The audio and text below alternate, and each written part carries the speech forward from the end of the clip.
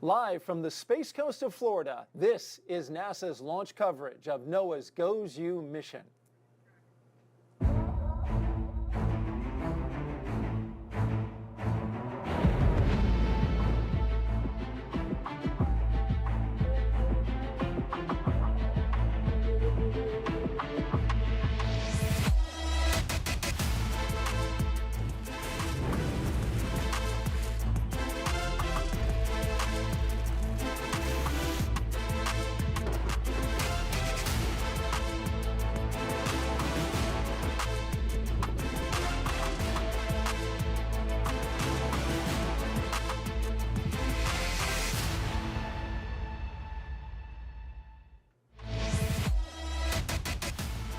In just about 60 minutes, this SpaceX Falcon Heavy rocket will launch GOES U into space.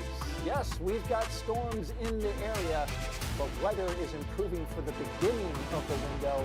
We'll have more on that coming up in just a bit. Welcome, everyone, to the Kennedy Space Center in Florida. I'm NASA's Daryl Nail, and my co-host today is, for those who don't know, NOAA's Alec Krautman. NOAA, of course, stands for National Oceanic and Atmospheric Administration. Really appreciate you being here. Oh, thanks. We're excited to be here. What a great day so far. It's a great day so far, and it'll be an even better day if we can get that rocket off today. Of course, you're here because you've got an important NOAA satellite called GOES U, which stands for Geostationary Operational Environmental Satellite. It's on the ground right now, but we got to get it into space. In order to do that, we got to launch it on a rocket, and once we do, this will help protect 1 billion people across the Americas. Yeah, we rely on GOES satellites for real-time, 24/7 weather observation. All right, we want to also put out a call for anybody who wants to talk with us, ask a question of Alec on social media. Just jump on X, Facebook, YouTube, or Twitch. Send us your questions with the hashtag AskNASA, and we look forward to hearing from you and answering those questions live. All right, let's introduce you now to our team covering the launch today. We have Philip Hargrove. He's on a 5th floor balcony where our VIP guests are watching the launch. And we have our launch commentators for today. Megan Cruz and Mick Woltman are at Hangar AE at the Cape Canaveral Space Force Station with the team that is supporting launch today. But first, the NASA launch manager for this mission is about to hold his go, no-go poll before the rocket is fueled up. There's a lot to talk about weather-wise as well, so let's send it over to Megan and Mick and get the latest.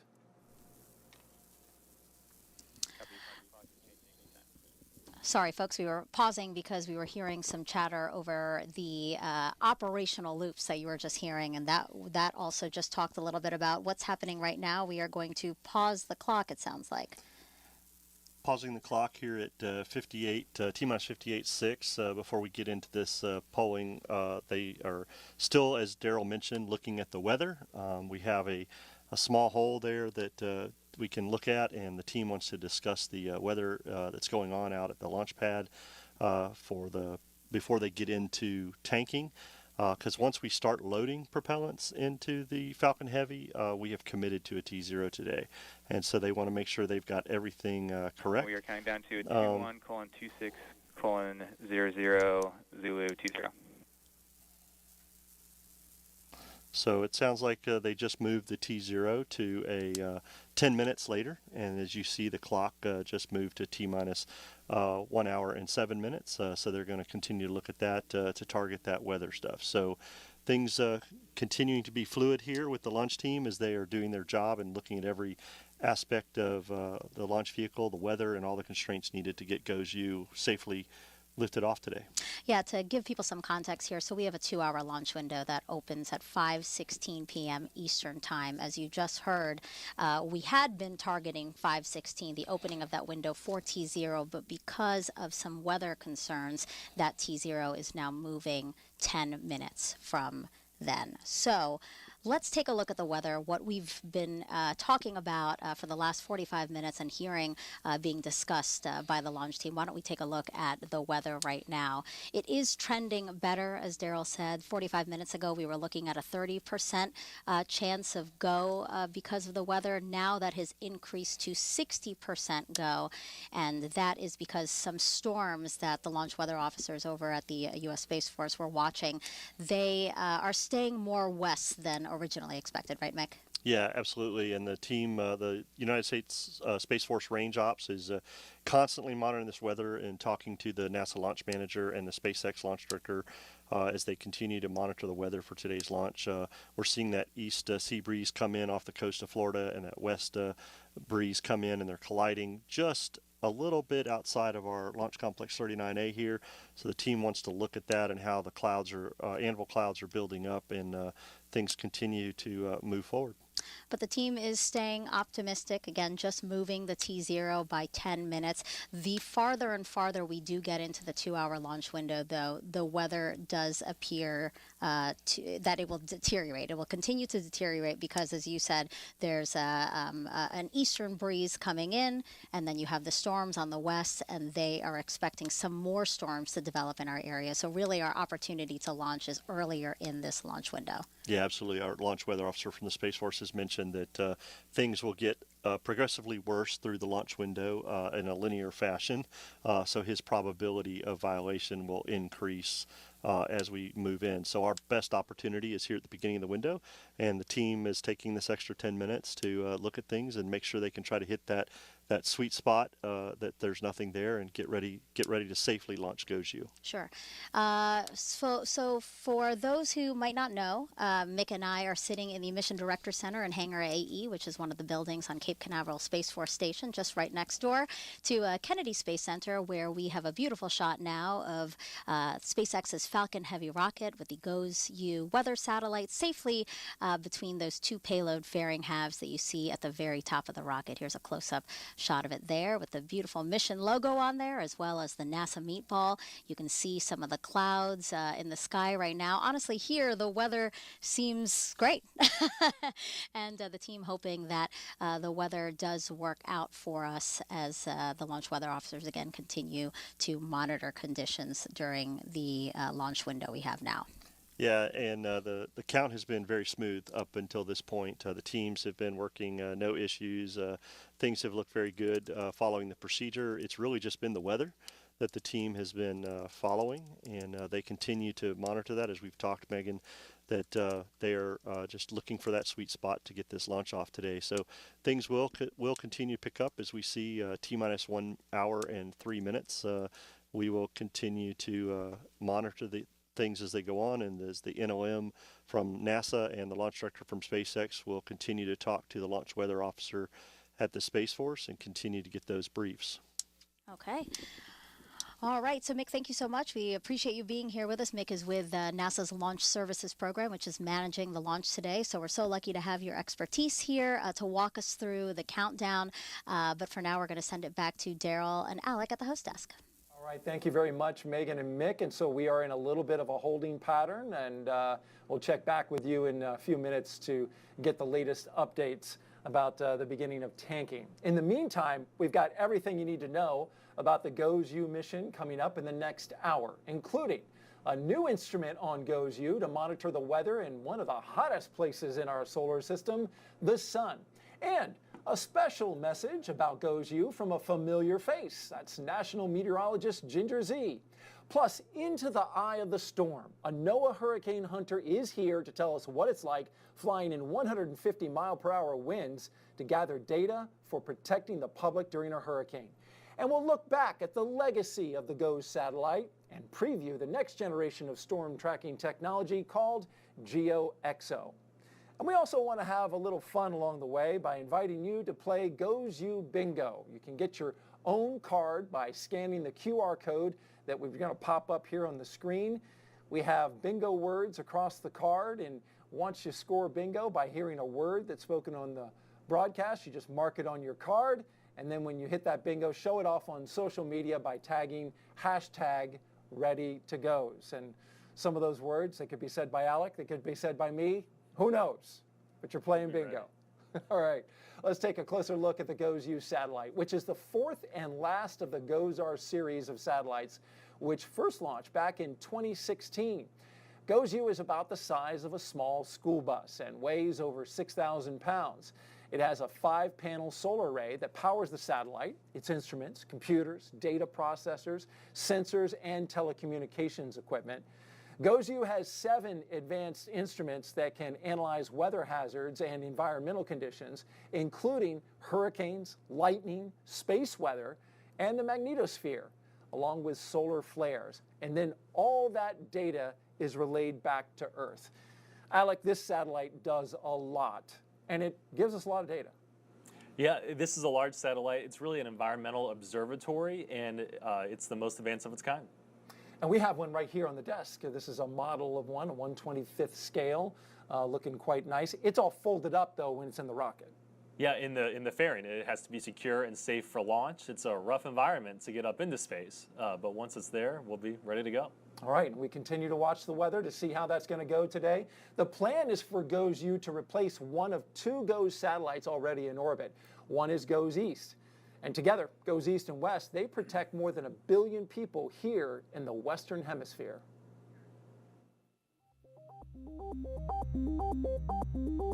GOES-U will be the 4th and final satellite in NOAA's latest generation of geostationary operational environmental satellites called the GOES-R series, the nation's most advanced weather observing and environmental monitoring satellite system. And like the rest of the GOES-R series satellites, GOES-U will have the Geostationary Lightning Mapper, or GLM. GLM identifies the location, frequency, and extent of lightning over the Americas and surrounding waters, which can help forecasters understand how thunderstorms and tropical cyclones may be changing in intensity. And since its inclusion as a part of the GOES-R series satellites, GLM has continued to provide new insights. And it could actually distinguish between sort of your average lightning strike and the ones that are more dangerous, the ones that are continuing current, and those are very long lightning strikes that are most likely to cause a fire. Along with this suite of instruments on board NOAA's other GOES-R series satellites, GOES-U will carry something new when it launches, a critical space weather instrument called the Compact Coronagraph 1, or CCOR-1. CCOR-1 will be the 3rd solar instrument on the satellite, and it will image the outer layer of the sun's atmosphere. Being able to monitor the sun's corona helps scientists detect and characterize coronal mass ejections that can spark geomagnetic storms here on Earth. Those are the costliest type of space weather events and can cause widespread damage to power grids, satellites, and communication and navigation systems. With CCOR-1 and 6 other high-tech instruments on board, GOES-U will continue NOAA's legacy to help scientists and forecasters understand, monitor, and predict our changing environment from the oceans to outer space.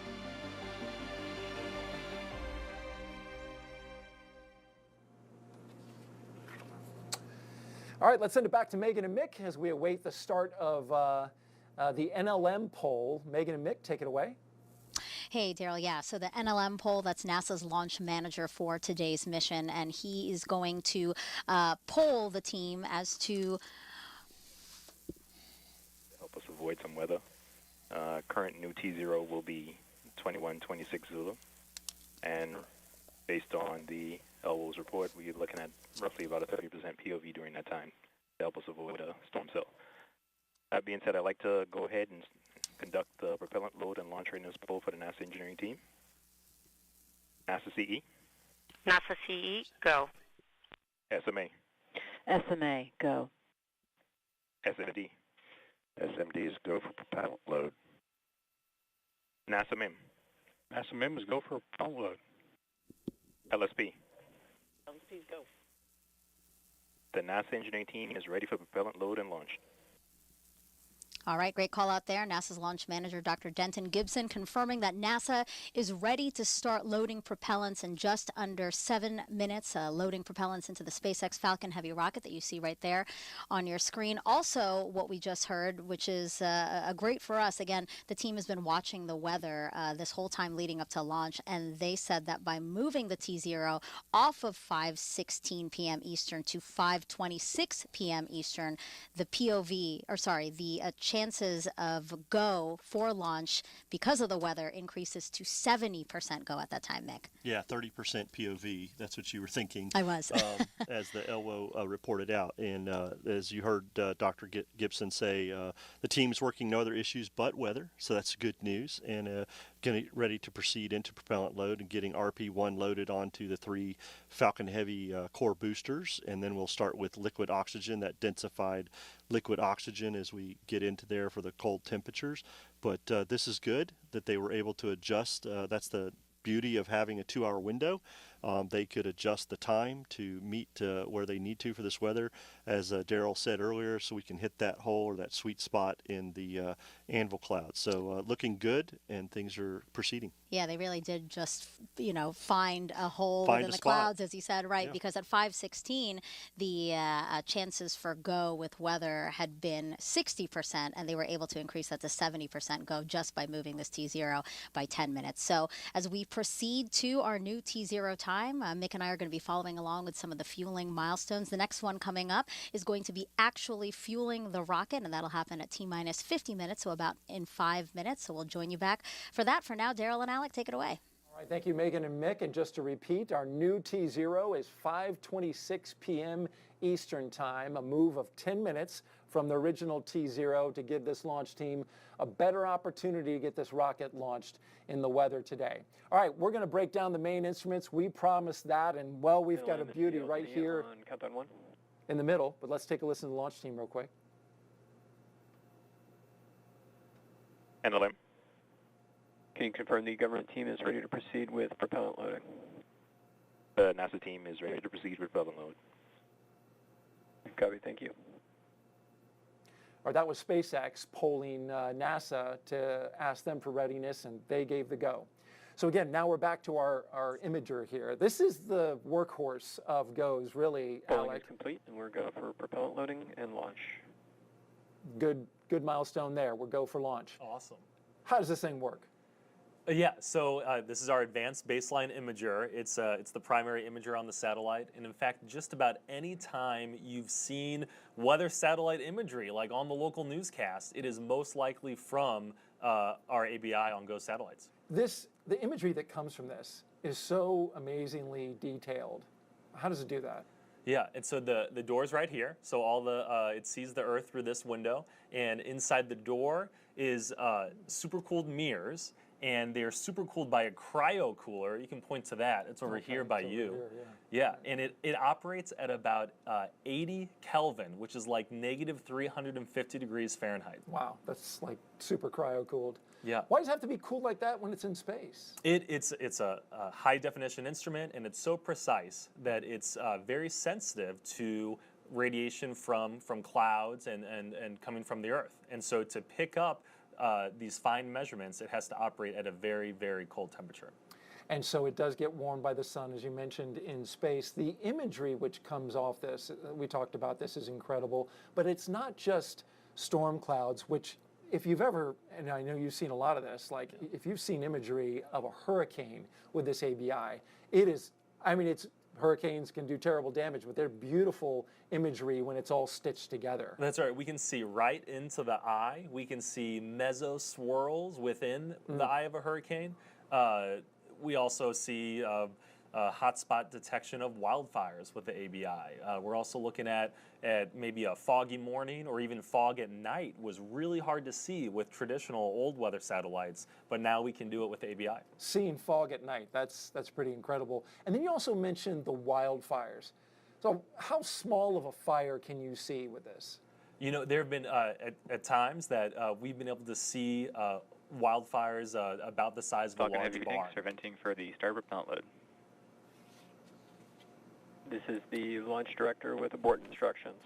For non-urgent no-go conditions, brief the CE or LD and they will approve aborting the countdown. For urgent issues affecting the safety of the operation, operators shall call hold on the countdown net. Launch control will abort the launch auto sequence immediately and proceed into the launch abort auto sequence. At T-minus 10 seconds, launch control will be hands-off and relying on automated abort criteria for the remainder of the count.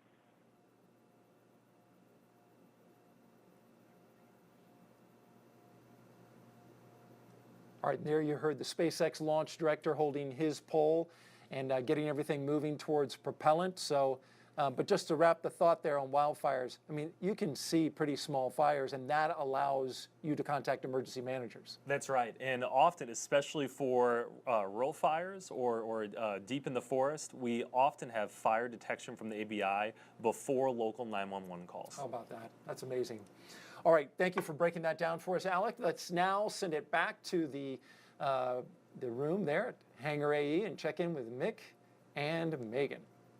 Hey, thank you guys so much. Yes, we are expecting to begin tanking this rocket in about 38 seconds from now. We're targeting T-minus 50 minutes for the beginning of propellant load of the Falcon Heavy rocket. Yeah, we'll start flowing RP1 into the first stage, getting some rocket propellant number 1 or high-grade kerosene on board of all 3 boosters at the exact same time, filling them pretty quickly, and then we'll hear a call out later for LOX load, where we start putting liquid oxygen into the first stage boosters also. So this will be a moment where we have set our T0 for 5:26 p.m. tonight.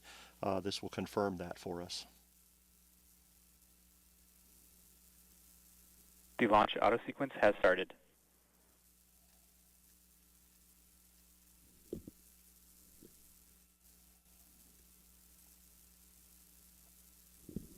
And there we go. We heard them start the auto sequence for loading, it sounds like.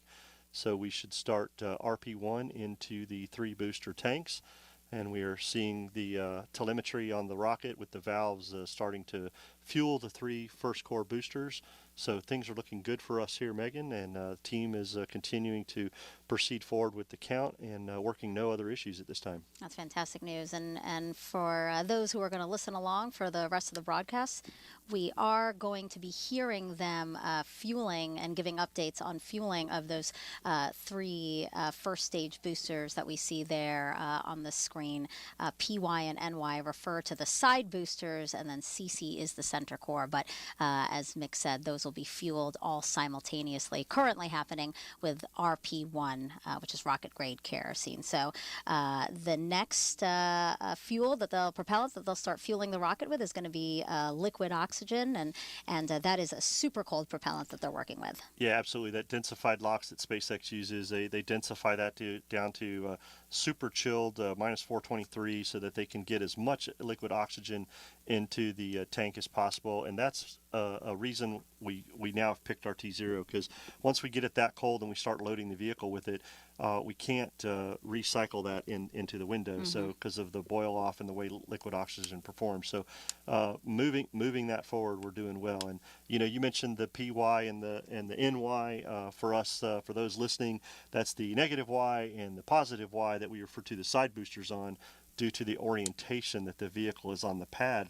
that the team can analyze trajectory for the rocket when it lifts off, knowing what's going to happen to those side boosters later on tonight.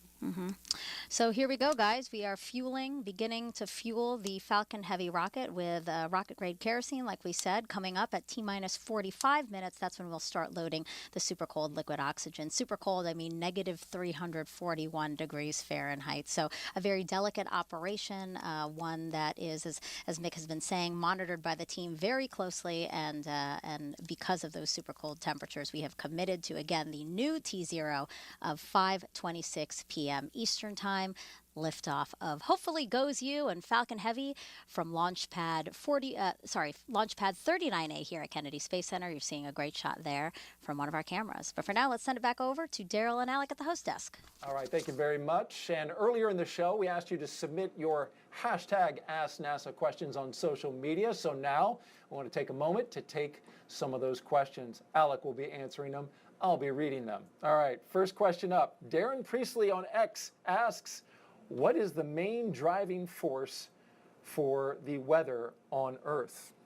Big question. Yeah, it's the sun. The sun. sun causes all of our weather, climate, sunlight, and the tilt of the Earth is dependent on the seasons. It's all starts with the sun. And I imagine water on Earth plays a role. But if you're talking about the main driving force, it's the sun. Oh, sure. Yeah, globally it's the sun. All right. Very good. And we have another question. Next up, we've got Robin Kim on Instagram, and she asks, how is it different, GOES-U that is, from other GOES satellites? Yeah, GoesU is the same as the other in the series, except for the addition of the C-Core. And we're excited about this C-Core instrument, the compact coronagraph. It's a historic first for NOAA. It's the first operational coronagraph, and yeah, that's our new instrument, and we're really looking forward to seeing it in action. How many of this particular series have been launched? We mentioned this is the fourth, so there have been 4, right? Mm-hmm. And this goes back to 2016 when this particular technology came out? This series, yeah, that's right. Once GoesU's in space, it'll be renamed. Once it's in geostationary orbit, it'll be renamed GOES 19. Right, very good. And then what happens to the existing satellite that was GOES East? Yeah, currently we have GOES 16 in the GOES East position, and once GoesU finishes checkout and is ready for replacement later next spring, we'll move GOES 16 into orbital storage, and it'll be a backup, a hot backup, in case there's any problems with either GOES West or GOES East. It's always good to have a backup. Yeah. And how are you doing on bingo, by the way? I don't know. Where are we at? I already scored. I think I'm winning. One more question for social media. Let's hit it. This is the last one. INS on Instagram asks, why won't Europe be monitored by the satellite? Stage 1, BY and NY launch load has started. And those are the boosters loading locks into the first stage boosters. Oh, let's go. Yeah, we're moving. It's happening. Yeah, this is a geostationary satellite, and so with GOES East and GOES West, we have complete coverage of the Western Hemisphere. It's a crucial piece of the geo ring. We have international partnerships, and so international partners have their own geostationary satellites, and they monitor other parts of the globe. All right, thank you, Alec. And it's not too late to send in more questions. Just remember, you can go to #AskNASA on NASA's YouTube, Facebook, X, and Twitch platforms. All right, every rocket that launches from the Space Coast has a dedicated launch weather officer. And boy, that LWO, as they're called for short, is working hard today. That person is responsible for making the probability for go. So let's check in now with Philip Hargrove, who is with the 45th Weather Squadron's LWO, Melody Levin. Thanks, Daryl. Yes, I'm here with Melody Lovin from the 45th Weather Squadron at Cape Canaveral. Thanks for being with me. My pleasure. Awesome. So you have an extensive background in meteorology. Can you tell us what makes launch weather forecasting so unique? Absolutely. So before I was a launch weather officer with the 45th, I actually was a meteorologist with the National Weather Service. So that's kind of a general field where your job is to protect life and property, and your main goal is to really get the forecast right and to basically predict the best you can just severe weather risks and general chance of rain, temperatures, et cetera, but protection of life and property is your goal there. With being a launch weather officer, it's much more different. It's very focused exactly on the pad, how things are going to play out from the pad and 10 miles out from the pad. The other thing is I'm looking for threats that would never really affect the average person. So we all know that we can't launch into thunderstorms or any existing lightning, but what I'm looking for on launch day is the risk of triggered lightning from the rocket, because we're essentially sending the rocket, we're sending a charged rod into the sky. We've done half the work for the atmosphere already to produce that lightning. So we're looking for threats that generally would not be a threat to the average person on the ground. We're looking at possible anvil, which we know we already went no-go at one point today for the detached anvil rule. So they're really kind of convoluted threats in situations where it's very unique to this field. Right, it seems pretty complex. So how does that % go number get determined? Well, that's the key question, isn't it? So really what we do is we first diagnose the weather pattern. So we look at the situation, kind of like today we knew we would have some light westerly flow. Normally when we have westerly flow, that's bad news for us in the afternoon, which, of course, that's when we're launching today, 5 p.m. to 7 p.m. roughly. So that's why we started with a high probability of violation. We generally, know that we're going to be above 50% because from a climatological perspective, we're likely to have thunderstorms during that time frame. And then we delve closer and we look at the finite differences today versus a general day in weather. So today we had much higher moisture than we normally do. So initially it seemed like our POV was up to 70%, but now we know locally we have a sea breeze boundary pushing inland that's helping us a little bit. So now our POV has dropped a little bit. Awesome. Thank you so much, and excited to see this GOES satellite launch. Thank you, Melody. Back to you, Daryl. All right, thank you very much, Philip and Melody. She's an LWO, as we mentioned. The LWO for the mission today is Brian Sizik, and he's been earning his paycheck today, helping SpaceX navigate the launch window. Of course, we slipped 10 minutes so that we can get a little bit better weather in the launch window. Now, GOES-U will warn us about severe weather here on Earth, but also space weather, like geomagnetic storms. And those can have implications for not only satellites and astronauts in space, but also communications, aviation, and electric power here on Earth. To improve solar weather forecasting, there's a brand new instrument called the Compact Coronagraph, or CCOR, and it's flying for the first time on GOES-U satellite. And this is a model of one. It seems like Alec brought like nearly every instrument from the satellite here. We really appreciate that. How does this thing work? Oh yeah, we got a lot to show off. This is a real life size, real life model, and it also has a door. So the front end is here, and it's pointed at the sun to image the sun. This looks like a telescope. It is a telescope. The sun's really far away, and so to get a high-resolution look at the sun, the information goes to the telescope. We have a little disc there in the middle that blocks out the light from the sun itself because we are trying to see the sun's atmosphere. Mm. How does it improve solar weather forecasting? That's right. So by understanding the corona, the sun's atmosphere, we're able to better see and understand the bursts that come from the sun. A lot of plasma and radiation coming towards Earth. And so we're seeing some of that now. Yeah, CME. And so some of these explosions, when they come towards Earth, they could scramble communications, they could cause blackout. They also trigger the beautiful northern lights. And in this image that we're seeing right here, like it really starts lighting up. I mean, all of this energy coming at us. You mentioned the northern lights. We just had a pretty big solar event that lit up auroras across the country in areas that would never imagine, where you'd see northern lights. Yeah, and around the world. My friend saw the northern lights in downtown London outside of her apartment. Wow. I had a chance to catch them in Shenandoah National Park outside D.C., and that was a really unique event. Seeing it coast to coast and down south like that was incredible. It's amazing. People here in Florida took pictures that captured it, but I didn't see it. A lot of folks didn't actually see it in the sky. So I think by the time we got down this far south, it was hard to see. Well, this is a tremendous instrument, only on GOES-U, right? That's right. And I mentioned earlier, it's a historic first for NOAA. This is the first time we've had an operational coronagraph. Our Space Weather Prediction Center in Boulder, Colorado, needs this information to issue space weather warnings. Like I mentioned earlier, space weather can affect communications, it can affect GPS, and it can impact even safe operations of satellites in space and even astronaut safety. And the sun is the biggest contributor to solar radiation. Of course, solar radiation, all space radiation here on Earth and low Earth orbit. But NASA managers, well, they want to plan the Artemis II mission. If you haven't heard about it, going back to the moon, sending astronauts back to explore areas of the moon. They will need tools to forecast the radiation that is happening there, especially as it impacts crews' health. So here's now more on how GOES-U will play a role in our Artemis Moon Minute.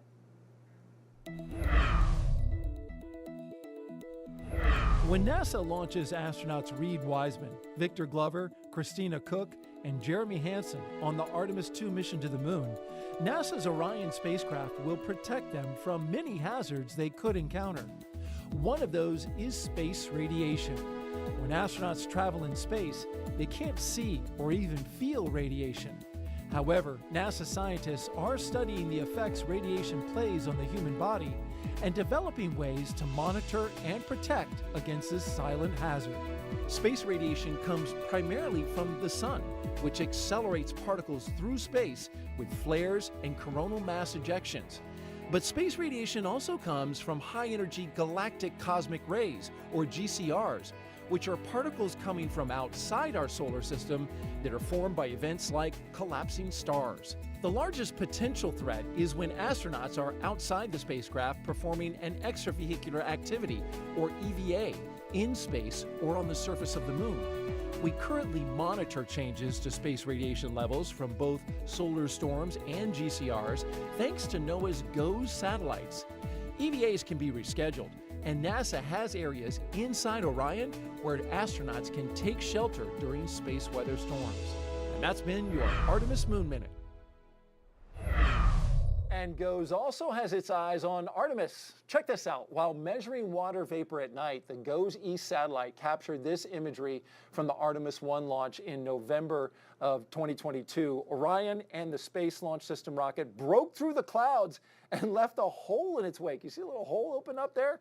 It streaked through the atmosphere, taking off there. And of course, the launch of Artemis 2, which is currently scheduled in 2025, will also be captured. That'll be captured by GOES-U after it becomes the primary satellite for GOES East. At the top of the show, we started loading the 3 first stage boosters. Next is the second stage. So let's check back in with Megan and Mick. That's right, and in about 17 seconds, we expect SpaceX to begin loading RP-1 or rocket-grade kerosene into the rocket's second stage. And there you go. That's the call out there. So now we are loading both RP-1 and liquid oxygen into the Falcon Heavy rocket. That is correct. We got RP1 and liquid oxygen going into the first stage 3 boosters, and we just started RP1 in the second stage. And we see RP1's about 50% on the 3 boosters, and liquid oxygen is roughly about 30% on the first stage. So getting ready to start that. Next thing we'll do is liquid oxygen on the second stage. So things progressing well as we head towards a 526 liftoff. And so to get RP-1 into the second stage, RP-1 has to first flow through the strong back, right? And that's that structure on the side of the rocket. Right now it's behind the rocket from this view that you're seeing, but this is the structure that provides propellants and electricity to the rocket until just before launch. And at T-minus 22 minutes, you're going to hear a call out to chill down that strong back. And Mick, that's to get it ready to load the really, really cold liquid oxygen into the second stage. Yeah, that minus 341 densified LOX that we want to start flowing up through the what we call the TE when we transport and erect the vehicle, and then call it the strong back once we're on the vehicle. We want to get those lines chilled down so that we can get that LOX into the second stage. So that's a very important step to make sure that we don't break anything and keep going with loading today. Yeah, because if you don't chill down the strong back in preparation, we could do thermal shock to the system, right? That's correct. Yeah, we don't want to do that as we load these propellants. We want to keep moving, but things are looking good, and the team is proceeding forward. All right. And so the GOES-U satellite is bound for geostationary orbit. NASA's Philip Hargrove has the complicated trajectory needed to get it there.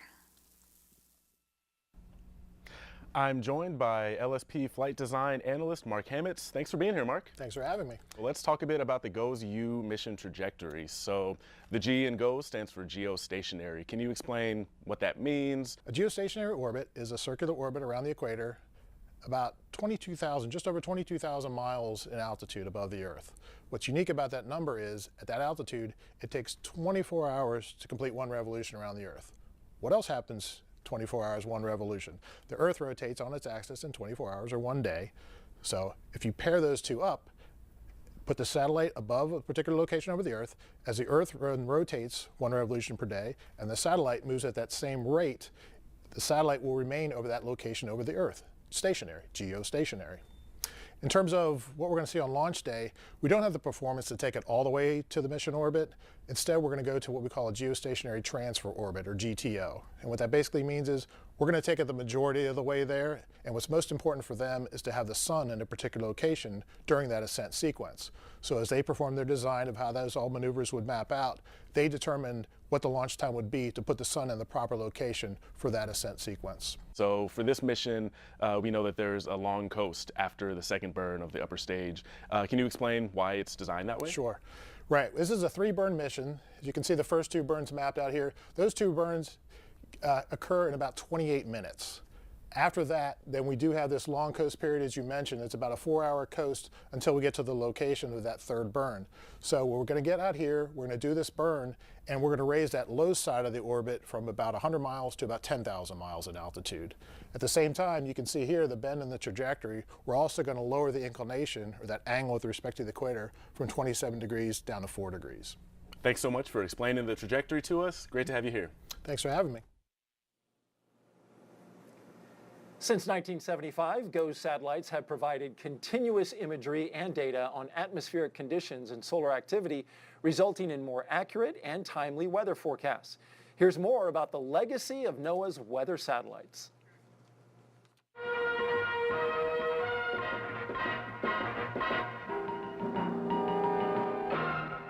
It all began back in October 1975 with the launch of NOAA's GOES-1 satellite. We've come a long way in weather forecasting since the early balloon launching days, thanks mainly to weather satellites. As groundbreaking as it was, it had limited capabilities and only viewed Earth about 10% of the time. By 1980, a new series of GOES satellites went into orbit. These satellites had the capability to obtain vertical profiles of temperature and moisture throughout the various layers of the atmosphere. In 1994, GOES-I was launched, and with it came significant improvements in the resolution, quantity, and continuity of GOES imagery and data, thanks to a new 3-axis method of stabilization. Once it reached orbit, it was renamed GOES-8 and gave forecasters more accurate information to pinpoint locations of storms, wildfires, and other hazards. By the mid-2000s, GOES-N, GOES-O, and GOES-P further improved the imager and sounder resolution to better pinpoint the locations of intense storms. This satellite series also had improved optics, better batteries, and more power, allowing for more continuous imaging. 3, 2, 1. Then in 2016, the current generation of geostationary satellites was launched, the GOES-R series. With this series came new advancements that included state-of-the-art instruments like the Geostationary Lightning Mapper and the Advanced Baseline Imager, or ABI. For nearly 50 years, the GOES satellites have provided a unique view of Earth.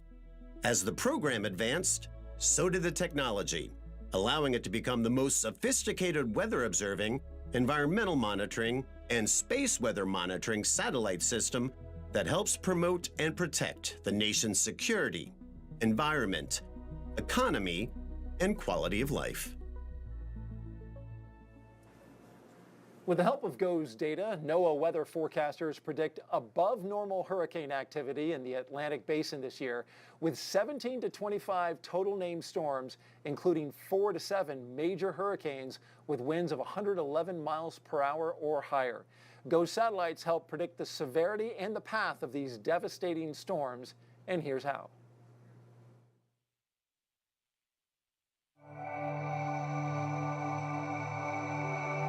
So the polar orbiting satellites complement the geostationary.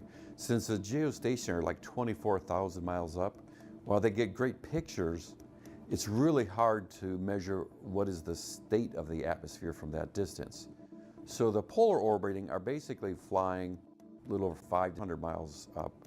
And when you're at that altitude, you can sense what's in the atmosphere to a lot higher resolution. Two things people always want to know about hurricanes are how strong is it and where's it going to hit. And microwave sounders can certainly help with both of those. The ability to see through clouds becomes really important. If you've ever seen a picture of a hurricane from space, mostly what you're seeing is clouds. And you can get a better weather forecast, a better prediction of how strong the hurricane is and where it's going to hit, which direction it's going to go, if you could see through those clouds and see the structure of the atmosphere, maybe even the ocean conditions underneath that. And so microwave sensors allow you to do that kind of thing. You'd like that as precise as you can so that only the people who are really going to be affected have to do something. The improved sensors that we've been flying allow a better understanding of the core of that hurricane and allow the forecasters to better predict precisely where that hurricane is going to hit. And when they do that, then you can narrow and shrink that cone of uncertainty and give a better prediction. We hope to continue to improve the ability to do track forecasting. That's gotten so much better over the past couple of decades. Our 5-day forecast is about as accurate as our 2-day forecast was only about 20 years ago. And increasingly, people are listening to the forecasts that they get from meteorologists. They have increased confidence. They see the improvement in forecasts as it relates to hurricanes over the last couple of decades. And when a hurricane watch or hurricane warning goes into effect, people take notice and they take action. And that's really encouraging to see.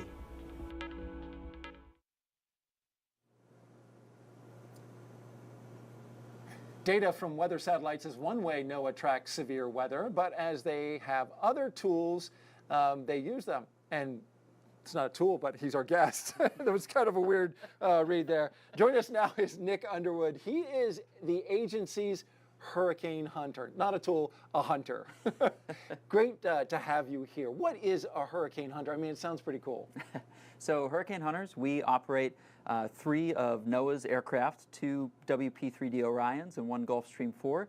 And we use these aircraft to fly into and around hurricanes to collect what we call in situ data. So actually sampling the atmosphere and the ocean in and around hurricanes so that the forecasters at the National Hurricane Center can have a clearer picture of how the storm is developing and how it's moving. So what is inside a hurricane that we need to know that we can't get from other instruments? It's that in situ data. It's the pressures, the temperatures, the humidities, the wind speed, the wind direction, the ocean sea surface temperature. All of this data we're able to collect with our aircraft as well as some of the instruments that we have on board. And all of that is vital for the forecasters. All right. You've got some amazing video that you shared with us flying in a hurricane. We want to play that now. And you kind of talk to us about what it's like to fly inside a hurricane with 150 mile per hour winds. So this video is from our WP-3D Orion. That's actually flying through Hurricane Florence in 2018. And on the P3, it's kind of like being on a wooden roller coaster that's inside of an automatic car wash. So a lot of vibration, a lot of getting bounced around, wind and rain slapping against the windows. There you are. It can certainly be a bumpy ride, yes. Our Gulfstream 4 flies up above, around, and in front of the storm to sample the high altitude atmosphere, usually at 45,000 feet. And all of this data feeds into those forecasts that you see on TV of the spaghetti plots of all the different ways a storm can go. And the better data we can collect up in the air, the more accurate those forecasts are going to be. Right there, are you like catching some air right there? Looks like the bottom dropped out. Yes, absolutely. You can get lightning a lot in these storms. You can certainly get some hefty bumps, a lot of turbulence, but it's exciting work and it's important work. And we saw the G4 here today at the shuttle landing strip. That's right. A lot of people got to check it out. You have one more tool that that you use, and that is a drone. I didn't even realize that we have a drone that's going to come flying in. Watch how this thing flies right into the set. See this? Thank you, John. Appreciate that from NOAA. There we go. Perfect. In there. I didn't realize that you guys had tools like this. What do you do with this? So this is newer technology. We've been launching these out of our P3 Orion the last couple of years, and so these are able to get down to altitudes that we can't safely get to in our aircraft. When we're flying through a hurricane, we won't fly below 5,000 feet, but these can get down to as low as 30 feet off of the ocean surface into what we call the boundary layer. That's where the ocean and the atmosphere are really interacting. It's where all of that energy is really flowing up into the storm, and so this can get us high-resolution data at really low altitudes that we really can't get any other way. How do they hold up? I mean, these are the most violent storms on Earth, and how does this guy do? So typically these we'll drop these in the eye where it's calmer.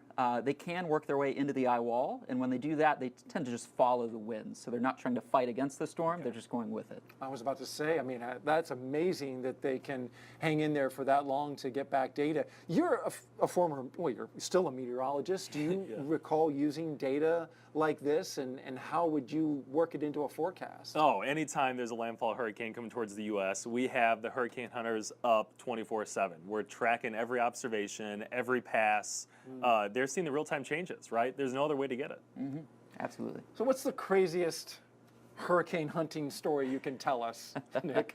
2 years ago, into Hurricane Ian, as it was working its way towards the coast of Florida. Cat 5 at one point? We were flying through at the point when it briefly intensified to Category 5. Wow. We were in the eye wall for what was 10 minutes, made it into the eye, were able to mark the center, launch a drone into the eye of the storm, work our way back out. That flight was the bumpiest I've been on in the 8 years that I've been doing this. What about the lightning? Could you see it while you were in the eye wall? Lots of lightning. I think there were over like 1,000 lightning strikes in the eye wall over the course of a couple of hours there. It was a night mission, so you could really see it flashing. It was very impressive. Lightning flashing every second, being blown all around in a plane, and how did you feel? It was certainly one of the more tense missions that we've been on, but all of our crews are highly trained. Everyone on that aircraft is focused on doing the mission, doing it well, making sure that we're gathering the data safely and that we're doing it effectively. Nick Underwood, Hurricane Hunter with NOAA. It was great having you here. Thanks for sharing your stories. Not as cool as a bounty hunter, but Hurricane Hunter, I mean, what's bigger than a hurricane, right? Yeah, that's great. Thank you very much, Nick. Thank you. Appreciate it. Well, back to talking weather satellites. GOES-U is the last of a generation that began with GOES-R. The next generation of NOAA's weather satellites will be GeoXO, or Geostationary Extended Observation. Here's more. Like GOES-R, GeoXO will continue NOAA's 5 decades of critical Earth-observing data. However, GeoXO will have new technology on board. One of the new instruments will be an infrared sounder, which will allow weather forecasters to see the atmosphere in extremely fine detail. It really looks at very fine slices of the atmosphere across a wide area so that it builds up sort of a 3D view of what the atmosphere looks like. And forecasters can use that information to be very precise about their forecasts, where a storm is going to be, how severe a storm is going to be. They can even do predictions of what the precipitation levels are going to be. The sounder will also help detect quickly changing wind speeds and direction, which will assist in everything from hurricane prediction to aviation forecasts.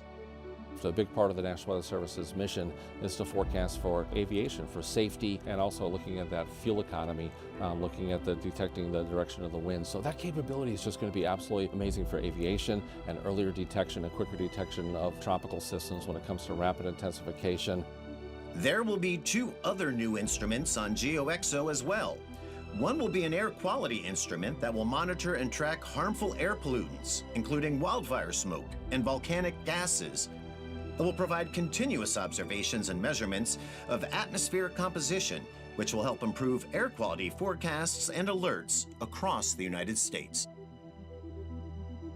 Another instrument will measure ocean color, which helps detect and track threats to our lakes and ocean, such as harmful algal blooms and oil spills. Perhaps most critically, NOAA's GeoXO will also meet new needs for the data user community, including forecasters, researchers, and others who depend on receiving crucial environmental information across the Western Hemisphere. These users are looking for advanced capabilities, and they've told us what they want to see in this next generation, which is going to start observing in the 2030s but continue into the 2050s. And with the changes on our planet and with the society's increased reliance on environmental information, it's really important to be able to serve this wider variety of needs.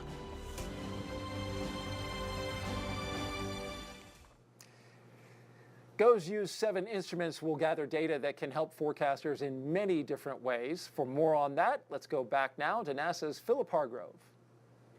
Thank you, Daryl. I'm joined here by Irene Parker, the Deputy Associate Administrator for Systems for NOAA's Satellite and Information Service. Thank you for being here with us. Thank you for having me, and thank you for saying all those words in a correct order and everything. It's a lot of words. We'll get into it. So, yeah, you're a leader in NOAA. Can you tell us what it feels like to be this close to liftoff? I'll be honest, it is extremely exciting. This is my 2nd GOES launch, but my 3rd launch ever, and the excitement doesn't stop. I'm so looking forward to the Falcon Heavy and feeling the rumble. I'm just so looking forward to that. Definitely a unique launch vehicle. And can you tell us what makes the GOES-U satellite unique relative to the other satellites in the GOES-R series? Oh, definitely. So GOES-R series was mostly focused on weather and sun aspects, but this GOES-U has the compact coronagraph, which is an amazing instrument capability that was built by the Naval Research Lab. And what it basically does is it's going to look at the sun and it's going to be able to see a coronal mass injection. And a scientist basically explained to me what that was in like really simple terms. He's like, Irene, think of it as the sun burping up a whole lot of plasma, a lot of gas, and it's coming straight at you. And what this is going to do, this instrument, the C-Core, is it's going to basically be able to see that and detect that. And as it comes closer to the Earth, we'll be able to determine through the Space Weather Prediction Center at NOAA if there's going to be a geomagnetic storm. And if there's a geomagnetic storm, are we going to be able to make sure that our power grid is okay, our astronauts are okay, all those wonderful things. And this satellite is the first satellite in our GOES-R series, which happens to be the last one for the GOES-R series, to have this capability. And I'm like super excited about that. But what's amazing is this is just opening the door for us to do more extended observations in the future GEO series for GeoXO. And in that series, we're going to go and actually do things in atmospheric composition. We're going to do things in ocean color and really push the boundaries in environmental intelligence. So this is just the beginning with GOES-U that happens to have C-Core, but our next generation of GeoXO, it's going to have some amazing instruments in there. But the other thing I don't want to forget that GOES-U is still doing is for weather prediction, right? It is the bread and butter for hurricane forecasts, for lightning, for fire weather, all of those things this satellite is capable of doing. So it's just going to be amazing to see this 4th bird launch. Thank you so much. Awesome stuff today and awesome stuff ahead. Thank you so much, Irene. Back to you, Daryl. Thank you both very much. T-minus 15 minutes and counting. When you get your local weather forecast, chances are data from GOES satellites help create it. And no one knows that better than meteorologist Ginger Z. Hi there, Ginger Z here at the Good Morning America studios in the Weather Center. We've got a whole team of meteorologists, and I know that atmospheric scientists all over the country and the world are excited for GOES-U. I know we are. Of course, that high-res everything. We're going to look at that lightning data. We're so excited for the aerosol information. It's just going to help forecast. And of course, we cover all of the biggest disasters, the wildfires, all the way to hurricanes. GOES-U is going to be wonderful. I've been talking to the space weather folks, and that coronagraph, ooh, having a dedicated peek at the sun every single day, GOES-U is going to be big. And we can't wait for this launch. So go NOAA, go NASA, and go GOES-U. All right, whenever there's a big launch, we have thousands of people joining us. But real quick about the Ginger Z thing. I mean, she talked about aerosols. Aerosols are detected on GOES-U, but it's going to be really big in the next generation, right? Oh, that's right. Atmospheric composition instrument on GeoXO. We'll be able to see it even better. All right, looking forward to that. Whenever there's a big launch, we have thousands of people visiting the Space Coast to feel and see the rocket firsthand, including a very special group that we want to show you right now. A special group. There they are, about 80 middle school students. How are they doing? Giving us a big old wave there. They're here as part of the Students to Launch initiative, and they got a lot of energy. This is in partnership with NASA. These middle school students have traveled from all over the country to see today's launch, including as far north as New York and Maine, as far west as Nebraska and North Dakota, and south to Texas. Students to Launch educates and inspires students across the U.S. to understand the challenges and objectives of spaceflight missions, which can sometimes lead to careers in aerospace and astronautics. And that has to be one of the most enthusiastic groups I've ever seen at launch. No, they were at my hotel this morning. Oh, they were? Very excited. Yeah, breakfast was a blast. And so are you excited? Oh yeah, we're getting close. I can't believe it. T-minus 13 minutes, just under 13 minutes and counting. There you see the rocket there. We've got a little bit of time to take a few more social questions. So let's pop one of those up now. You've been doing a great job, Alec, answering all of those. The question is, coming from Space Gal, why the U in the GOES-U name? Oh, on the grounds, the sequence that we name them is letters. So we've had the GOES-R series has had GOES-R, ST. Now we're at U, and so once it reaches geostationary orbit, it'll be renamed GOES-19. It's just part of the nomenclature about how you name it on the ground and what happens to it when it goes into space. Yeah. And we have a few more questions to get answered here as we look and watch the Falcon Heavy on the pad there, getting ready to go from Launch Pad 39A. It's cooking. Yep. That's that LOX that's condensing the warm air and the atmosphere. All right, so we have Samuelo asks, how long will this spacecraft be in operation? Okay, so the operational life is 10 years. We expect performance longer than that. It's planned for a period of on-orbit storage, and so we should have 15 years of use, but really we expect it to be even a little bit longer than that as long as fuel usage goes okay. It was fascinating. I heard in the press conference yesterday, they said that additional performance comes from the fact that that Falcon Heavy right there has a lot of performance in it for this satellite, so it could stretch it out another 5 years, as you mentioned. That's right. It'll save us. It could save us a lot of life, and yeah, we will still have our GOES-R series satellites well into the 2030s. All right, keep those questions coming. Use the hashtag AskNASA. We'll have time for one more question, if we can pop that up, as we count down T-minus 11 minutes and counting. Why Falcon Heavy and not Falcon 9? Oh, man, this is a big satellite, and we're going to a big orbit to get up to geostationary 22,236 miles above the Earth. We need a big ride, and so what else than the Falcon Heavy? Yeah, and I heard somebody from the Launch Services Program during yesterday's press conference say that Falcon 9 is right there at the limit of the weight of the GOES-U satellite, so that Falcon Heavy gives it the additional performance it needs to go up. And so with just a few more minutes left, your thoughts, Alec, as we get down, ready to count the final minutes before liftoff. Oh, man, I'm bottled up. I can't wait to see it. It represents such a legacy for the program, and we're all excited to see this come together through the launch today. All right, Alec and I are headed outside to watch the launch, and so we'll send it out to Megan and Mick for the remainder of the count and liftoff, and we'll see you again after the first burn of the second stage. Take it away. Yeah, here we are at under 10 minutes from launch. Mick and I are going nowhere. We're staying inside here, inside the Mission Director Center, inside Hangar AE at nearby Cape Canaveral Space Force Station, because this is where we continue to monitor the launch team as we march towards that T0 of 5:26 p.m. Eastern Time here on the Florida Space Coast. So right now, Mick, the spacecraft team is beginning to transition the spacecraft to internal power. That's going to take a couple of minutes, right? Yeah, spacecraft's working their procedures, verifying the health of the spacecraft, getting everything ready. They'll then transition around T-minus 6 minutes, 5 minutes. They'll transition to internal power, finish up that procedure, disconnecting from the ground power at the pad, and getting ready for launch today. So the last time you guys were with us, the launch team has begun loading super cold liquid oxygen into the Heavy's second stage. That happened at T-minus 18 minutes. The next major fueling milestone, that's expected at T-minus 7 minutes, and that's when SpaceX will chill down the Heavy's 27 engines on the boosters to get ready for engine startup. Yeah, just like we talked about on the strong back, the team needs to chill down those engines so that we don't provide a thermal shock to all 27 engines. A lot of power there. We heard Daryl and Alec talking about that, getting GOES-U on its way. That's a very heavy satellite, so right on the cusp of a Falcon 9, but this Falcon Heavy is going to give a lot of performance today. And we're finishing up, Megan, as we're looking at the telemetry here. RP1 on the first stage is coming to fill levels, and LOX on the first stage is almost complete, and second stage LOX is about 50%. So we're proceeding very well with full fuel loading today, and things are going good. That's awesome. And speaking of weather, we are launching a weather satellite, so we should talk about the launch weather. And we've been watching that in the hours leading up to our launch today. And right now we have great news to report. Launch weather is go for launch.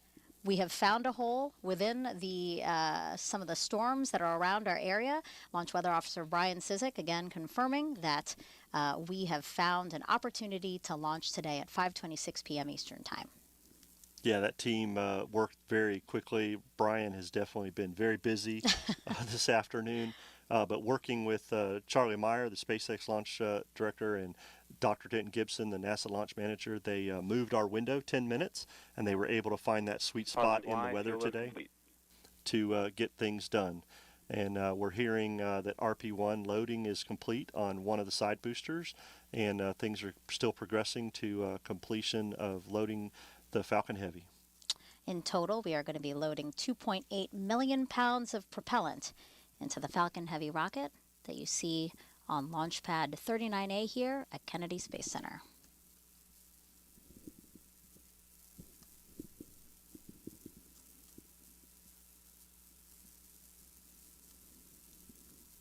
Again, so far we've heard call-outs that RP1 loading has been completed in the center booster as well as one of the side boosters. We expect to hear a call-out that the third and final booster will be completed for fueling of RP1. Yep, the team's still progressing, looking at the telemetry on the launch vehicle. Things are progressing very well. The data Negative Y, fuel load complete. And there we hear the negative Y, fuel load complete. So 2 side boosters and center core are complete with RP1, and they're finishing off liquid oxygen tanking into those 3 boosters. We should hear that here shortly, that LOX load will be complete as the spacecraft gets ready to go on internal power and continues processing their GOES-U satellite.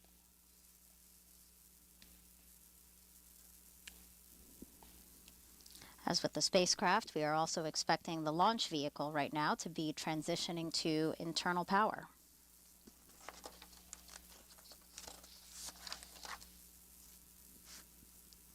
Again, we are launching GOES-U today, the 4th and final weather satellite in the National Oceanic and Atmospheric Administration's GOES-R series of satellites. And once operational, GOES-U will become GOES-East and provide continuous imagery and atmospheric measurements of the Western Hemisphere. It will monitor weather and environmental conditions in near real time, which is really critical for weather forecasting and severe storm tracking. T-minus 5 minutes and 10 seconds to liftoff.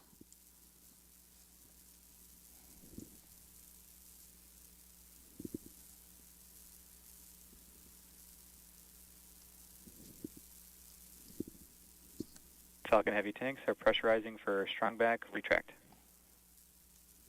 There we hear the tanks being pressurized for retract, that strong back or transport erector as we use to transport out. The strong back will begin retracting here shortly, and what you will see at the top of the vehicle is those arms that are around the just below the payload fairing will open up, and once those open up, Lower has started. the strong back will then tip back slightly a few degrees, getting ready for launch this morning. And then as liftoff occurs, the strong back will fall back a little more to get out of the way as the Falcon Heavy leaves Launch Complex 39A. Next up, NASA launch manager's go, no go poll, the final check to make sure the NASA team is ready for a launch that's expected in 5 seconds. NLM, it's the LD on the NLM net with a final status check. LD, everything's looking good on our end. Copy that. Thank you. Thumbs up from NASA, again, confirming that weather, right, was the big watch item, and that is not a constraint to launch right now. Yep, the team has looked at all the data. Things continue to progress very well. Weather looks really good out there. NY, lock load complete. Countdown 1. Dr. Gibson says things are good. NASA is go for launch. There we hear the final go for launch from Dr. Denton Gibson on the countdown net, and LOX load on one of the side boosters. There we hear the second call for LOX load complete on the 2 side boosters. LOX load is finishing up in the center core of the first stage booster, and then finishing up as we get down close to T0, the LOX load on second stage. So things progressing very well, Megan. I do want to mention that Dr. Denton Gibson, this is his first launch as launch manager. Yes, very happy to have him there. He has been doing very well as he stepped into the NOM position from his mission management position, and very happy to have him on console today as our launch manager for the GOES-U mission. Stage 1, LOX load complete. And there we hear the call out for stage 1. All 3 boosters now have RP1 and LOX on board, so we are just waiting for the remaining LOX to fill into the second stage LOX tank, and Falcon Heavy will be tanked and ready for launch. And we expect them to finish fueling the second stage with liquid oxygen in about 20 seconds.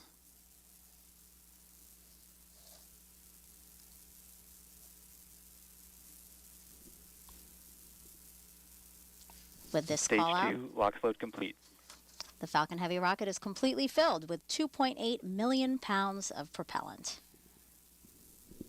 Team has done very well to get to this point. We are so happy of everything's going. And as you can see on the screen right there, weather outside at Launch Complex 39 looks very good. We're about 1 minute and 50 seconds from launch, and the team's progressing down to get the flight computer ready to take over the launch vehicle. As you see there, Megan, the liquid oxygen being vented out, the plume from the humidity here in Florida. We get to Ground see gas that. Looks like it breathes, and we just heard the call out for ground gas closeouts, which is finalizing and venting the ground lines that fill the pressure vessels in the Falcon Heavy, so that they're closing off all the ground connections, turning everything over to internal, getting the Falcon Heavy ready for liftoff. And in a few seconds, we will arm the flight termination system, and Falcon will be in startup. Falcon Heavy is in startup.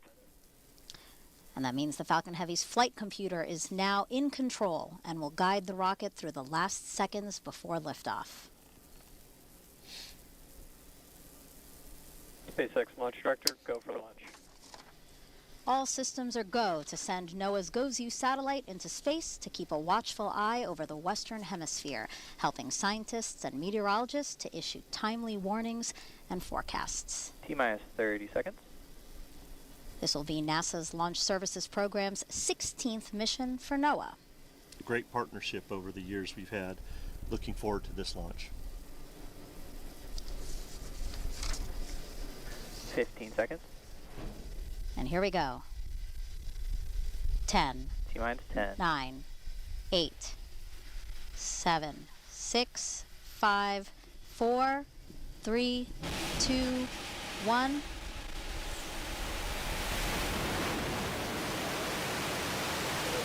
Go NASA, and go you.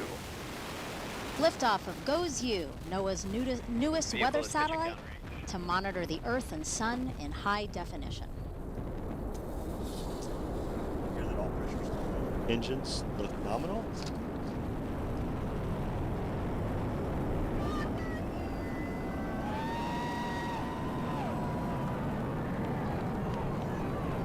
Things looking good as you see the Falcon Heavy soaring towards the heavens. All 27 engines powerfully lifting GOES-U on its trajectory and ascent into space. A beautiful shot as we Power and track telemetry nominal. the rocket from the ground here. The rocket is now powering down for max Q. Max Q is the moment of maximum dynamic pressure on the rocket. Max Q expected at 1 minute 7 seconds. The vehicle is now supersonic, Falcon Heavy is supersonic. traveling faster than the speed of sound. Max Q. There we heard the call for max Q, maximum dynamic pressure on the Falcon Heavy. Vehicle still performs very well. All the data looks nominal.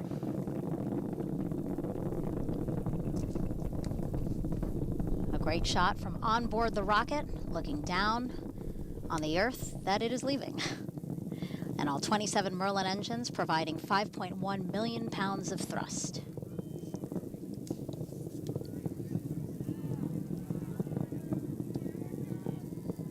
Coming up at T plus 2 minutes and 28 seconds, the side boosters are going to shut off while the center core will continue on.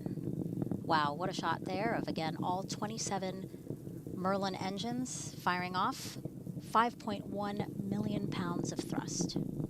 The side booster cutoff will be referred to as BECO. We'll hear that call out. And then when the center core shuts off later in flight, we'll hear that called as main engine cutoff, or MECO. Side boosters are all boosters are performing nominally. Everything's looking good with the 27 Merlin engines.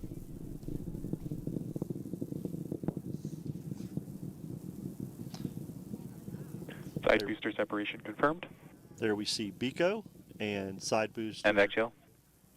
Side booster separation. The MVAC is being chilled down, getting ready for ignition once the center core. EY, NY, boost back startup. And there we heard the call out for boost back startup. A lot of things happening here. So again, we have the 2 boosters that are going to be returning to the Cape here, landing at landing zones 1 and 2. These 2 boosters have 3 burns, so we're seeing a boost back burn All now. vehicles are Essentially, following nominal trajectories. these boosters have flipped back and are returning on a path to the Cape here. There will be 2 more burns, a re-entry burn and then a landing burn. And these are going to provide quite a show for folks that are here on the Space Coast, because you're going to hear those sonic booms, Mick. Yeah, absolutely. We are looking forward to those sonic booms as the side boosters land at landing zone 1 and 2. We're about 26 seconds away from main engine cutoff and the center core separating. Once the center core separates, we will then have MVAC, which is the Merlin vacuum engine for space, start up and get ready for what we call SES-1. Number 1. Today we have 3 burns for this mission to get GOES on its way, and this will be the first of those 3 burns. TY boost back shutdown. There we hear the 2 side boosters have boost back shutdown. And now we're going to watch live footage there. There you go of MECO. Again, the core and back ignition booster separating from the second stage, and the MVAC engine on that second stage lighting up. You see that on the right side of your screen. We're about 4 seconds from fairing deployment. Fairing again is the two All vehicles continue halves. to follow nominal trajectories. Fairing separation confirmed. And there we have confirmation the fairing has deployed. The fairings are brand new fairings for the GOES mission, and they will fall back to Earth and be recovered by the recovery ship Doug. But SpaceX will look to reuse those fairings on a future flight, along with the side boosters. As we see there, they're coming back to Earth to land on landing zone 1 and 2. So things are progressing very well here. We are about 1 minute and 23 seconds from what we call the entry burn, where the plus Y and NY side boosters will fire up their engines to start slowing down the vehicle as it gets ready for landing. Yeah, a lot to watch. Again, the left side of your screen, we are tracking the boosters that are coming back to the Cape here. On the right side of your screen, that is the MVAC engine on the second stage that continues to burn as it makes its way into the correct orbit to drop off GOES later today.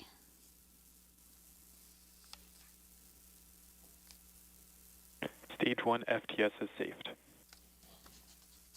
There we hear the autonomous flight termination system was saved as it returns back to Earth, making sure the vehicle is in a proper configuration for landing.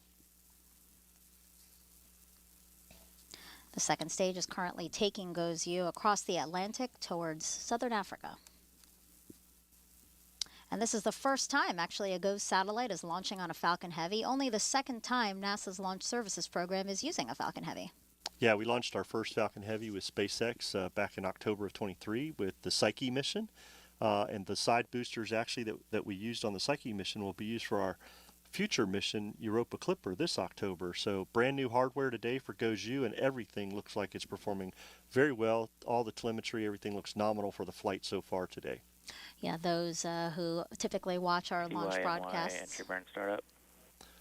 There we heard the call out for entry burn startup. The vehicles are slowing. You can imagine this as a brake on your car where it starts slowing the boosters back down very quickly as they entry burn shutdown. And there we hear the shutdown as the boosters have slowed down. Next thing we will see is the landing burn. PY FTS is saved. At landing zone 1 and 2. Beautiful All imagery vehicles again. continue to follow nominal trajectories. From the ground as we track those boosters make their way back to the Cape. We saw some birds fly into the camera's view as well. Everybody wants to see the landing of the side boosters. As we said earlier, Megan, the landing will be exciting for a lot of people to see. Getting 2 side boosters coming back to landing zone 1 and 2, we will get those sonic booms. I know that you here in the MDC, we will get some... NY transonic. We will Stage 2 FTS is saved. We will get some loud shaking right here in the Mission Director Center. I know a lot of people right here in Brevard will be excited when they hear the sonic booms. EYNY landing burn. Landing burns just started up. Terminal guidance. Wow, look at that. As it guides its way back down. Woo! Just heard the 2 sonic booms here in the room. EYNY landing light deploy. Our monitors shaking as we watch amazing. these 2 that boosters is just land. Awesome to see the 2 side boosters choreograph their way down to landing zone 1 and 2. EYNY landing confirmed. We have successful landing of the 2 side boosters. Everybody looks great on the landing zone 1 and 2 as MVAC continues its mission with this first burn. And there we heard the call out for SECO, which is SECO 1, second stage engine cutoff for this first burn. And things look very good. The trajectory looks, we hear the call out there that nominal orbit insertion, everything looks great on the second stage performance for this first burn, Megan. Yeah, and what you're looking at now, everyone on your screen, is the trajectory for the second stage of the Falcon Heavy with GOES-U. So again, it's making its way across the Atlantic towards southern Africa. This was the first of 3 burns for the second stage. The second stage will now coast for about 18 minutes before reigniting for its second burn. And if you look at the bottom of your screen there, we have a progress bar full of our milestones that we're covering during this live launch broadcast. And SES-2, that is that second burn we are talking about that will happen in, again, about 18 minutes from now. So Mick, as you said, so far so good. Really exciting launch. Very exciting launch, and we got through that weather, and GOES-U's on its way. Yeah, very dramatic and appropriate weather. Absolutely. As we and the launch team navigated that to see us lift off from the Space Coast at 5:26 p.m. Eastern Time. Again, we'll be with you for some of the milestones that you see on the bottom of your screen. But for now, let's turn it back to the host desk. Daryl and Alec, take it away. All right, thank you very much. If you're just joining us, welcome live to the Kennedy Space Center in Florida, where we just saw GOES-U launch from right here at the Kennedy Space Center from Launch Complex 39A. I'm with Alec Krautman, who is from NOAA. I am with NASA, and this was a heck of a launch. We watched it out there together. It was interesting. I mean, that rumble and that roar. What did you think? Oh, man, what a view. How did we get this weather window? It was outstanding. It was beautiful out there. It was fascinating. You made the point to show me, like, look behind you. Here's these massive clouds that have accumulated behind us, far enough off to the west. But then as we looked to the east, it was totally clear. Saw the thing go up the whole way. Yeah, it's rocking and rolling New Orlando, but we were all good here. I tell you, you got to love Florida. Appreciate them holding off those storms long enough to get this thing going. Well, now the satellite is surviving the rigors of riding a rocket into space now, but we've got a long way to go, Alec. There's a lot more to do. We've got another short burn and then a long coast phase before we have separation. And then a NOAA team will start commissioning the satellite. So as we jump ahead in the timeline, what else does that involve? Yeah, so these satellites will be operated out of our NOAA Satellite Operations Facility in Suitland, Maryland. And over the next several months, they'll be, first of all, letting the satellite do outgassing for a period of time, and then calibration and validating and checking out the instruments. And then we'll see first light with the various instruments later this fall. All right, looking forward to that. And we'll keep chugging along here on our broadcast. In 2021, people living in southeast Louisiana were hit with catastrophic damage from Hurricane Ida. But there was fair warning of what was coming, thanks in part to high advanced resolution imagery from GOES satellites. Here's a closer look. Hurricane Ida will long be remembered for its destructive, deadly path that stretched from Louisiana to the northeast. For meteorologists at NOAA's National Hurricane Center in Miami, NOAA's GOES-16 satellite provided the advanced high-resolution imagery for closely tracking Ida and developing accurate forecasts from start to finish. We did see in the GOES imagery the development of that low-level center that allowed us to go ahead and call that a tropical cyclone. But for Hurricane Ida, it was a case of there being more than meets the eye, literally. Within the eye of Ida, GOES-16's advanced baseline imager saw 4 mesovortices. A mesovortex is a small-scale rotation in the eye wall of a tropical cyclone, and it can be a telltale sign that a storm is getting better organized and intensifying. Yeah, when we started to notice the mesovortices in the eye, that was during a period of time when we were starting to see some pretty dramatic inner core structural changes. And with those changes within Ida's eye, scientists saw its wind speeds go up and its central pressure drop. Both of those changes can make a hurricane's winds and storm surge more destructive and deadly.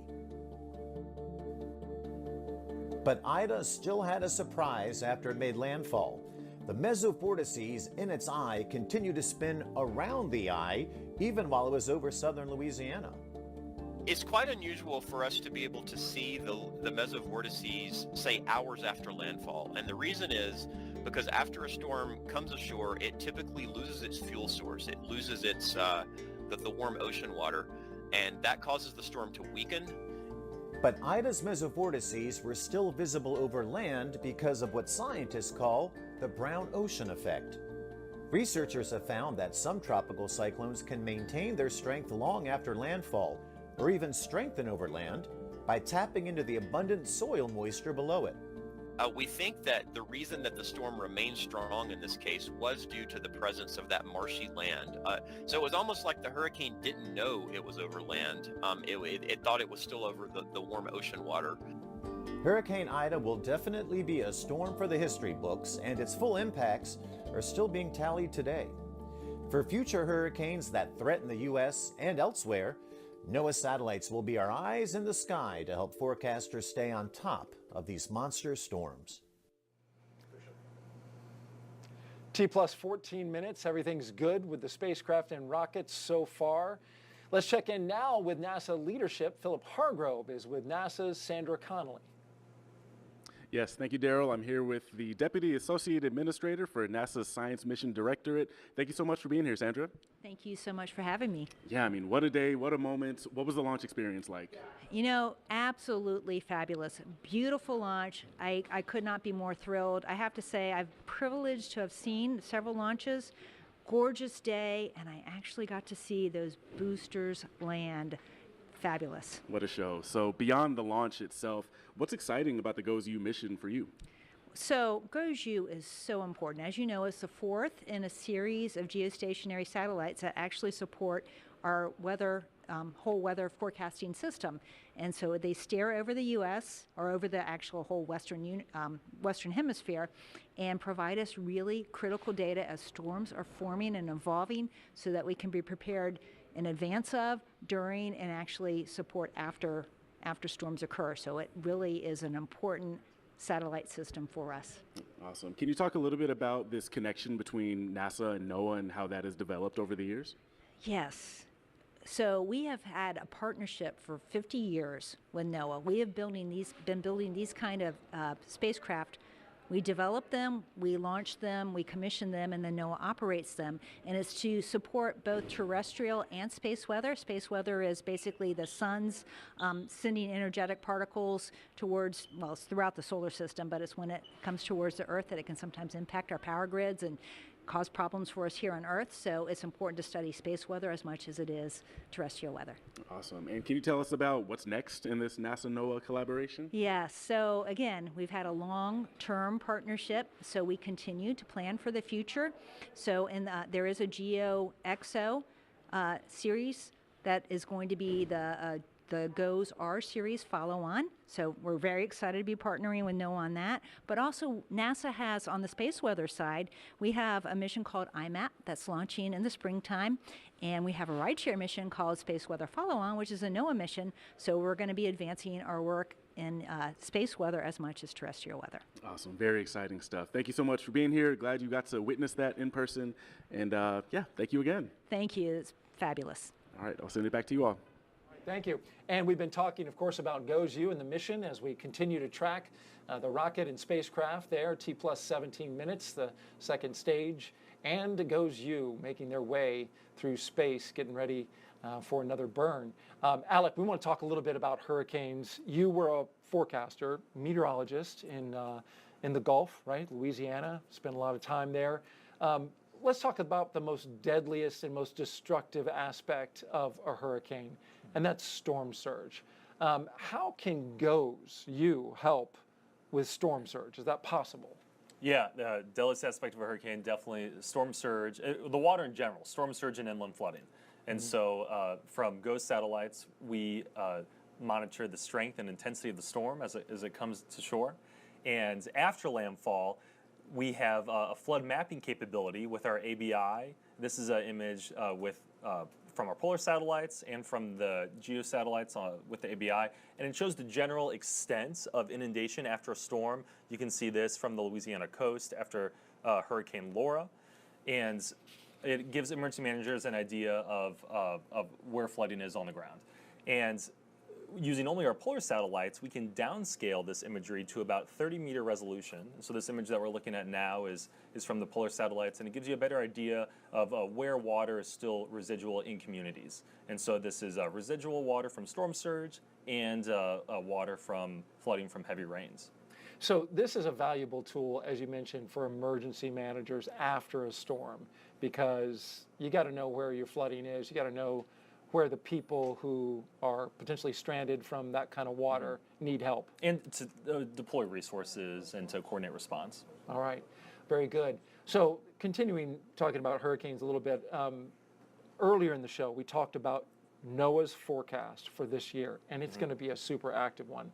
4 to 7 major hurricanes with 110 plus mile per hour winds forecast for this hurricane season. Very important to the folks here in Florida and all the way up the eastern seaboard, as well as the Gulf. Why so many this year? That's right. We're really seeing exceptionally warm sea surface temperatures across the Atlantic Basin, the Caribbean, into the Gulf, and that's the main driver. We're also seeing weaker wind shear aloft. That would be a favorable environment for these storms to take off. Right, and so when it comes to planning, it's really important that people have a plan. I think it's probably, every year we hear it, start a plan now. Most people, I think, or many people, I should say, probably say, I'll worry about that when I hear that's a storm coming. What are your thoughts? Yeah, an active season forecast is a helpful reminder to revisit your plans every year, right? It really just takes one storm to impact your community, and so it could even be a light season, and if you get hit by a hurricane, then it's a big one for you, right? We had one of our Hurricane Hunter aircraft with us at Kennedy earlier today. So with our satellite imagery from GOES, the Hurricane Hunter aircraft, we're ready at NOAA for hurricane season. So we encourage everyone along the coast to do the same. Alec's been doing a great job answering my questions and showing off the instruments of GOES, but also throughout the show, we've been asking you to submit your questions on #AskNASA from the social media. So let's take a few more questions now, if you're good with that, Alec, and let's go ahead and start popping those up. We have Space Gamer on X asks, will there be any more launches for the GOES program after GOES-U, or is this the end of this part of the GOES program? This is the end of the GOES-R series, and so next up will be GeoXO. So our future geostationary weather satellites will be this GeoXO series, with the first one scheduled to launch in 2032. That's a ways from now, but the technology on GeoXO, how different is it going to be from GOES-U? Even more high resolution for the current instruments. We'll have another imager. We'll have the lightning mapper. We're also adding new instruments, a hyperspectral sounder, an ocean color instrument, an atmospheric composition instrument. And that'll give us more information about our environment and our climate. All right, another question. Let's go to Avincia. She asks, why are the satellites renamed? Why are the satellites renamed once they reach orbit? That's right. So on the ground, we go by the letters. So this one was GOES-U. Once it reaches geostationary orbit, it'll be renamed GOES-19. It's indicative of the successful mission once it makes it. This is a risky process, and so it gets a new name once it achieves that milestone. And then we have the operational GOES-East and GOES-West positions. All right, very good. Thank you, Alec. Let's send it back now to Philip Hargrove, who was on a packed balcony during launch with a member of NOAA's leadership. Philip. Thanks, Daryl. Yes, I'm here joined by the director of NOAA's Office of Space Weather Observations, El Sayed Talat. Thank you so much for being here. I'm very pleased to be here. Very excited. Awesome. Yeah. How was the launch? Tell me what your experience was like. It was fantastic. It was picture perfect. It was beautiful. And the sound was just amazing. Yeah, really, really was. So we've heard a bit about this compact coronagraph. Can you tell us a bit more about that instrument and why it's important that that's on GOES-U? So the compact coronagraph, or CCOR-1, is the first operational coronagraph that we're ever going to fly in space. And it's a advanced solar telescope that blocks the disk of the sun so that we can measure the outer atmosphere of the sun, the solar corona. And it's very important to measure that because that's where space weather, extreme space weather events originate. These large explosions off the sun called coronal mass ejections that can send billions of tons of matter hurtling towards Earth at millions of miles per hour. Right, so it kind of creates its own solar eclipse. I think that's what you told me earlier. Yes, right? Basically this telescope will be able to take a solar eclipse and send it down to the forecasters every 30 minutes, within 30 minutes, so sooner than that. And it'll be the continuous operations of having a solar eclipse basically within 30 minutes continuously. And can you tell me about how this instrument works with the other instruments on board? So what this instrument does, it allows us what our long-term forecasting in space weather. So 1 to 4 days after we see an explosion off the sun, we measure the characteristics of these explosions and put it into our models that propagate it towards Earth and see if it's going to come towards Earth, and then estimate how big the impact is going to be. And we really need to know that because that's important to protecting our technological infrastructures. These solar storms can affect the power grids, civil aviation, and other satellite operations, as well as communications and navigations. And this works in tandem with the other solar instruments on board that measure the solar and EUV, X-ray and EUV irradiance, and image the sun. And then the imagery of the sun gives us the context imagery of the sun that is basically like looking at the Atlantic basin for tropical cyclones as they develop, and then they might develop into hurricanes. We look at the sun with the solar ultraviolet imager to see if these regions of activity, which are centered around sunspots, if they're going to develop and produce flares and explosions, these coronal mass ejections. And we measure those effects with the irradiance measurements and the particle instruments that we have on the GOES satellites. Very interesting. And then what's next for NOAA with regards to space weather prediction? So it's a very exciting time for space weather because we're developing, enhancing our capabilities. We are going to fly next year, in 2025, the Space Weather Follow-on L1 mission that is going to be an upstream buoy for measuring the solar wind and incoming solar effects 1 million miles upstream of Earth towards the sun.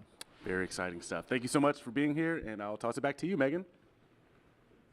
Philip, Meg and I, again, are back here at the Mission Director Center at Hangar AE on Cape Canaveral Space Force Station, and we continue to monitor the teams as they continue the journey to deliver GOES-U to its correct orbit around the Earth. Yeah, things are going very well. That first burn, all the telemetry looked very good. Nominal. The vehicle's in a coast phase right now. Our next step coming up will be SES-2, that second burn, which we should be hearing here in about 20-25 seconds. Things are progressing well, and GOES-U looks very good. Mm-hmm. Again, the milestone bar at the bottom of your screen is where we are in the milestones to getting GOES-U into its correct orbit. SES-2 is that second burn that we're talking about, and we're tracking that for 26 minutes and 19 seconds, so 5 seconds from now.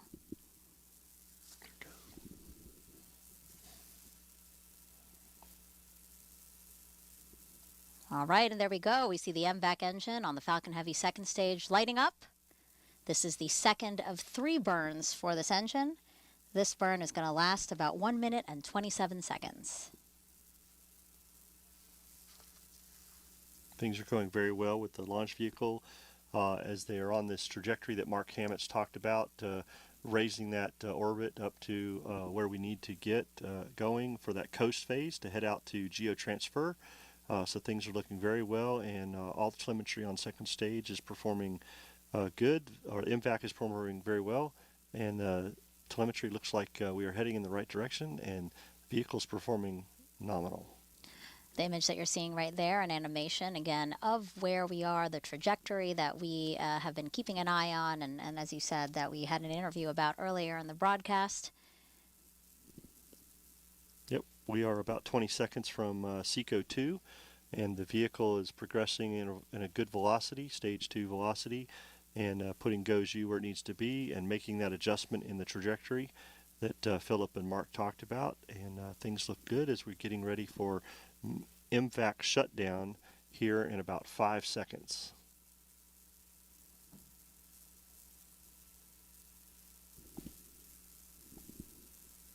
Things still progressing well.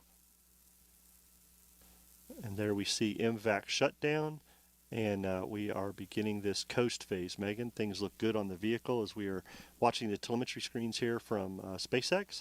The vehicle performed very well during that burn. And there we heard the call out for a nominal transfer orbit, and we get ready for this long coast before our third burn. Absolutely, a long coast phase. We're looking at a coast phase of about 3 hours and 53 minutes. Again, this is a very well choreographed to the second trajectory that gets us to that geostationary transfer orbit that you're talking about. LSP's mission is to deliver GOES-U to that geostationary transfer orbit. And while it's there, they're going to do some checkouts of the satellite. And then once operational in geostationary orbit, that is where GOES-U becomes goes east, and we'll keep a continuous watch over the Western Hemisphere. Yeah, as we get GOES-U on its way today, things progressing forward. As Alex said, very exciting to see the liftoff of the Falcon Heavy with GOES-U. Second stage is performing very well on that, and as we can see on the screen there, that stage 2 is coasting where it needs to get to, that normal geotransfer orbit insertion that we've heard about from Mark and Philip, and things are going to progress very well as the vehicle orients itself and gets GOES-U oriented on its way for that third burn, which will be a very important burn to finalize the mission to get ready for deployment. And part of that would be that the Falcon Heavy performed so well today that will that extra performance we had will give GOES-U a little bit of extra life on orbit, because they don't have to use as much spacecraft fuel to get to geostationary. So vehicle performance looked very good today. Yeah, GOES-U the GOES satellites are designed to have 15 years of life, but because we are saving propellant on the spacecraft, because Falcon Heavy is delivering it farther towards this orbit, we are looking at a 20 plus Almost year 20 life. years, Yep. So again, just any other check of the spacecraft before we sign off for a little bit for this coast phase, Meg? Nope, everything looks good on the spacecraft side. They are operating on batteries. As Mark said, they are on the right trajectory with the sun in the right position to get ready for deployment. And after deployment, they'll get some of their solar arrays out, partial solar array deployment, to be able to charge those batteries and get going, and then begin their work in the next few weeks to get to geostationary. All right, so again, a coast phase of just under 4 hours. Mick and I are going to pop in at the top of every hour, so 7 and 8 o'clock p.m. Eastern Time, to give you some quick updates about how everything's going. But for now, let's toss it back to Philip. Thanks, Megan. Yes, I'm here with the NOAA administrator, Rick Spinrad. Thank you so much for being here with me. I'm delighted to be here for this wonderful occasion. Awesome. Yeah, tell me about the occasion. What was your experience like? So this was obviously an awesome experience, seeing the launch. I've got to say that it's a seminal event. It happens over just a few minutes, but you realize there's years and years and thousands of hours of contributions from everybody, and see it come together so beautifully, so well done, so comprehensively is awesome in the literal sense of the word. Absolutely. Thank you for that perspective. Can you tell me a bit about why this satellite is important to the nation? So for us at NOAA, we feel that our main responsibility is providing environmental intelligence about the Earth so that people can make decisions about economics, about safety, about protection of property. This satellite is a critical component in our understanding what's happening in the Earth, the ability to watch it, see storms forming, see smoke moving, see all the changes in the patterns of the currents in the oceans, and use that then to provide decision support. All of this is contributing to what we hope will be a climate-ready nation. We can only be climate-ready and be prepared for the impacts of change and devastating weather and climate events if we've got the information upon which we can make decisions. Right. And can you talk about how NOAA collaborates with NASA to get that information and achieve those goals? We've been working with NASA for decades. It's a wonderful collaboration. In fact, if you look at the people at the launch here, many of them worked in both agencies for many years. And basically, to define the sort of swim lanes of responsibility, NASA is the acquisition agent. They have responsibility for making sure the satellite and the sensors are built according to the specifications. NASA also obviously provides the launch services that we saw here today. responsibility. NOAA is the operator and manager, so when the system becomes operational, we also provide the funding for the acquisition, but by this spring, when GOES-U becomes GOES-19, it will be an operational satellite. That will be our responsibility to be monitoring the health and using the data 24/7, 365. Awesome. And can you tell me about what you're looking forward to with this collaboration? The continuation and continue to build the capabilities. NASA brings some incredible innovation to the table that we're going to build into the next generation of satellites. GeoXO is the continuation of the GOES-R series. We'll be launching GeoXO in about 2032, and between now and 2032, I expect nothing more than the continued great collaboration and innovation we've seen between NASA and NOAA over the last several decades. Awesome. Thank you so much. That's some exciting stuff, so I appreciate you telling me all about it, and thank you for being here. Thank you. My pleasure. All right, back to you. Thank you, Philip and Rick. And that was a nice burn that we just saw there. Still good things happening. Nominal, on the way to orbit. Yeah. Sounds good to me. Stoked about that. All right. So now GOES-U will coast for almost 4 hours before spacecraft separation. Alec and I are going to step aside during that time, but of course, we're going to be keeping track on what's happening. There'll be a live tracking animation of the journey the entire time. And of course, we'll have brief updates on GOES-U from Megan and Mick on the hour. But before we break, after the successful launch of a weather satellite, well, we want to celebrate a little bit by showing and sharing some of the best weather art submitted to us by kids from around the world. And the theme of this campaign, what was it, Alec? Lightning. We like lightning. And there it is. It's part of NASA's Space Place Art Challenge, where every month we invite kids to draw something space related or make some art out of it. You can see it's not all drawn. In honor of GOES-U's launch today, we asked kids to draw what lightning looks like or make some lightning. And there were hundreds of submissions that you see there. If you want to see the rest of them, you can just scan the QR code at the lower right-hand part of your screen. You can see all 23 finalists. I even saw somebody made one with Legos. Yeah, that was neat. And the Cascades, the Pacific Northwest made it in there. Lightning over Mount Hood. Wow. Lightnings were striking Mountain Hood. Yeah, that was cool. Good stuff. Thank you to all the kids who submitted that art. So now stay tuned for continued coverage of the GOES-U satellite during its coast phase. Alec and I will rejoin coverage at 9:30 p.m. Eastern Time to bring you the final third burn and live images of GOES-U separating from the rocket. Until then, have a good night.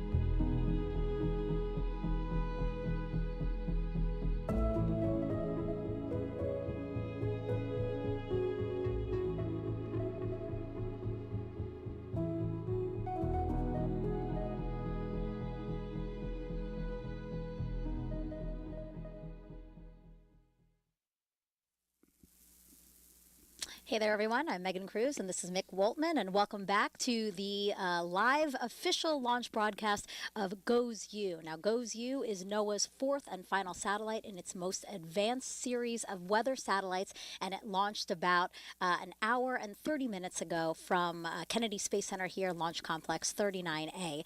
Right now, we are joining you because we're going to walk you through some of what we expect to see in the next few hours, because right now we're in a coast phase, meaning the GOES-U satellite is coasting in space, waiting for its next burn. It's a third and final burn.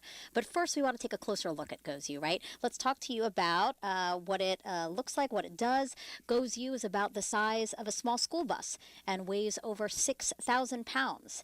It has a 5-panel solar array that powers the satellite.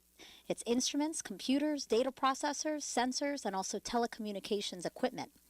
GOES-U has 7 advanced instruments that can analyze weather hazards and environmental conditions, including hurricanes, lightning, space weather, the magnetosphere, and solar flares, and then relay that data back to us here on Earth. So really a great tool that we have here. And Mick, so far, how is the spacecraft looking as it continues to coast? Yeah, during this long coast, almost 4-hour coast, we're an hour in.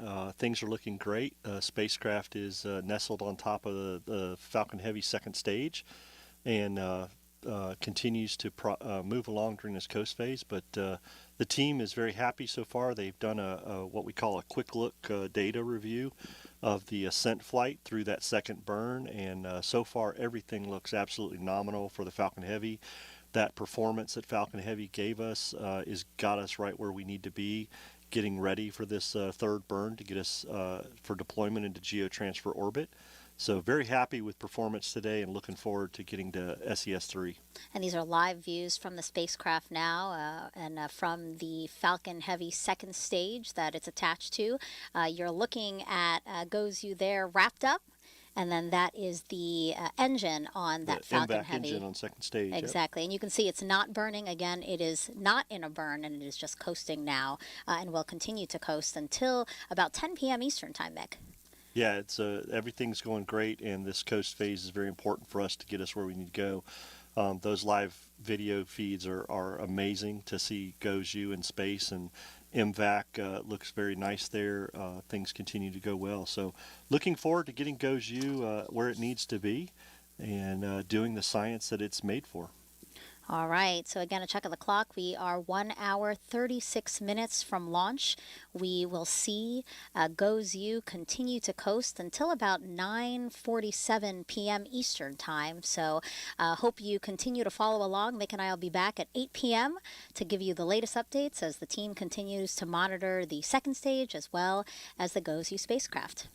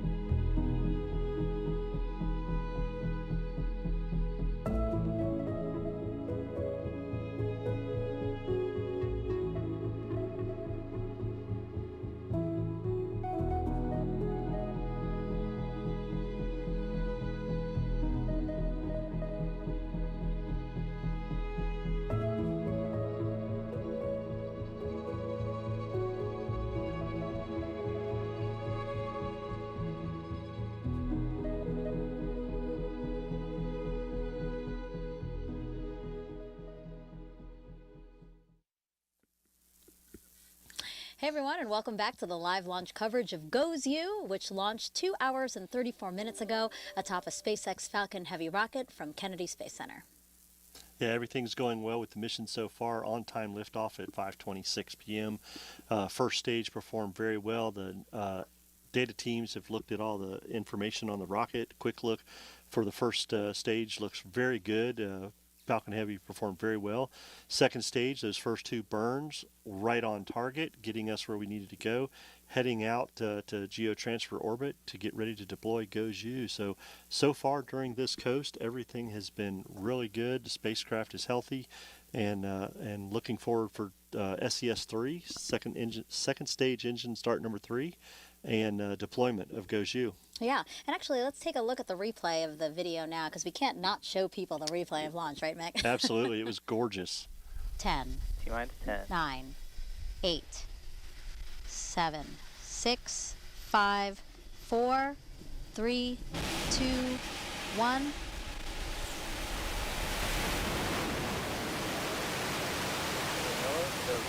GOES U. Liftoff of GOES U, NOAA's newest weather satellite, to monitor the Earth and Sun in high definition. Gorgeous launch, Megan, right Oh, there. yeah. I loved watching that again. It was awesome to see it the first time, but amazing to rewatch that, as the team did a great job of getting Falcon Heavy off the pad today. Yeah, and so GOES U is the 4th and final satellite in NOAA's GOES-R satellite series, and these satellites provide continuous coverage over the Western Hemisphere, helping scientists and forecasters to put out timely forecasts as well as warnings. So, Mick, as you said, right now we have the second stage of the Falcon Heavy coasting. It's been coasting now with the GOES U satellite for just over 2 hours, and we might have some live views that we can show people of this coast. This coast is very important, Mick. Yeah, very important as it gets us out, heading out towards geotransfer orbit, which is where we want to drop off GOES U. And then by doing that, they have saved some fuel, and they'll be able to use a little bit of fuel to get to geostationary and have a longer life on orbit. So awesome for GOES U that Falcon Heavy performed so well today. And as you said, we will coast until a third burn of that engine on the second stage. So we expect to coast for about another 2 hours until the engine reignites. We see that engine now on the screen. That shot that you're seeing, the left-hand side, that is GOES U floating away from Earth. Absolutely gorgeous to see Mother Earth there and GOES U traveling on its trajectory.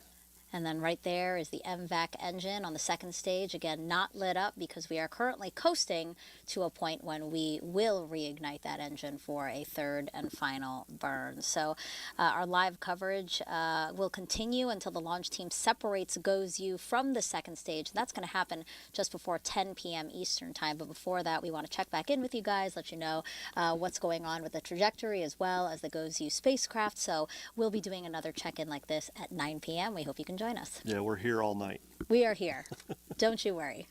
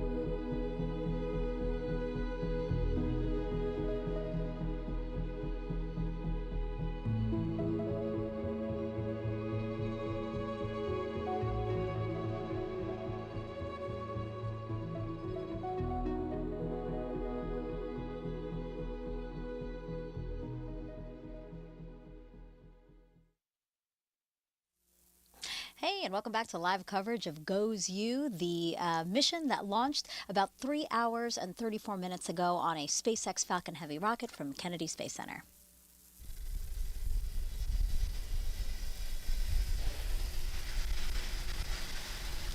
Goes You is the fourth and final satellite in NOAA's GOES-R satellite series. You see it atop there, the Falcon Heavy rocket lifting off. Again, 3 hours and 34 minutes ago.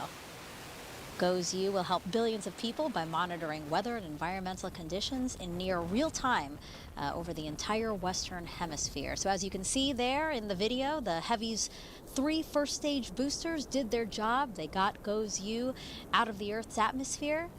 And then afterwards, the second stage continued on with Goes You. You can hear the cheers from the crowd below in that video. So those 3 boosters did their job, got Goes You into space. The top of the rocket, the second stage, with the Goes You satellite, those continued on after this ascent. And now Goes You has been coasting for just over 3 hours.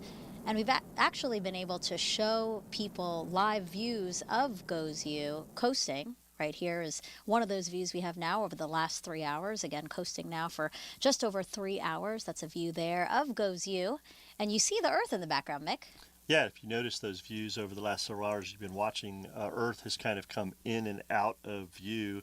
And there's a purpose that we have on the mission that's been going on. We refer to that as a barbecue roll. The vehicle, the second stage, and GOES are spinning at a slow rotation to help keep the second stage and Goes You at the proper temperature. We want to make sure that the vehicle and the spacecraft don't get too hot or don't get too cold during this 4-hour coast period. And what's really cool is in that slow rotation, you see Earth coming in and out of camera view from that. So that was by design for the mission to protect the satellite and the second stage during this long coast. Right. I mean, we see it right now. I mean, that first view that we had of Goes You, we did see the Earth and we didn't see the Earth, and we can kind of see shadows growing a little longer on the spacecraft as well. So again, we talked about the trajectory for this particular mission, very complicated and all things that they do need to consider. But the trajectory and everything, all the analysis, it looks good. Right now, Goes You is about 19,000 miles above Earth, right where the team wanted it to be, right, Mick? That's correct. Throughout this long coast that we've been going, our altitude has continued to increase during the coast phase, which is exactly what we wanted as we got the push we got from the second stage, second burn. And once we get into where we want to be for that geotransfer orbit, we'll have that third burn, very short burn actually, about 30 seconds, and we will then deploy Goes You on its way. Again, Falcon Heavy performed very well today. The team has done a lot of data review, looked at that, and everything has performed very nominal on the vehicle and has put Goes You right where we want to be so far in this mission as we continue on. And that extra performance we had from Falcon Heavy will give Goes You that extra life on orbit. And I know the NOAA team is very happy about that. I think we mentioned earlier that the spacecraft was designed for 15 to 17 years, and this will give it about 20 to 23 years of life on orbit, and that is huge for the weather forecasting. Right, because of this third burn that's getting the spacecraft farther along the trajectory. Correct. Instead of the spacecraft having to do it, Falcon Heavy's second stage did it. Absolutely. Right. And since we're speaking about Goes You again, how's the satellite looking so far? Satellite's looking good. Teams continue to monitor it. As you see there in the picture, sitting on top of the second stage in that slow rotation as you see the shadows move across the bottom of the SEP ring there. But the vehicle, second stage and Goes You both look really good, so looking forward to continuing this mission. All right, so this was our last little status update before our entire broadcast team joins you back on air again at 9:40 p.m. Eastern. That's to track the final mission milestones. You were talking about those, Mick, already, that third and final burn for the second stage engine of the Falcon Heavy, as well as actually separating Goes You from that second stage. You see on our progress bar on the bottom of your screen there, again, tracking that third burn and deployment. So we hope you join us back here at 9:40 again with the whole team. We'll carry you through the rest of our live launch coverage of Goes You. We'll see you then.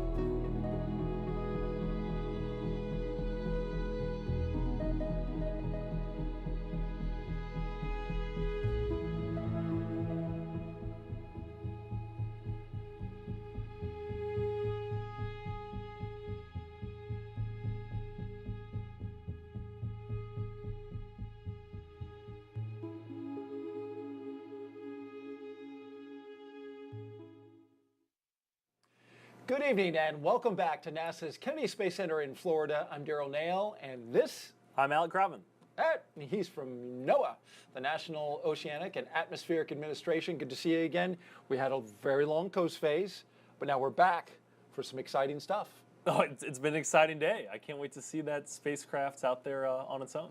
About to see that moment where it floats off into space, coming up in just a little bit. NASA's coverage of the GOES-U mission, which launched about 3.5 hours ago aboard a SpaceX Falcon Heavy rocket from the Kennedy Space Center, was started at 5:26 p.m. with a launch. If you missed it, here's a quick replay.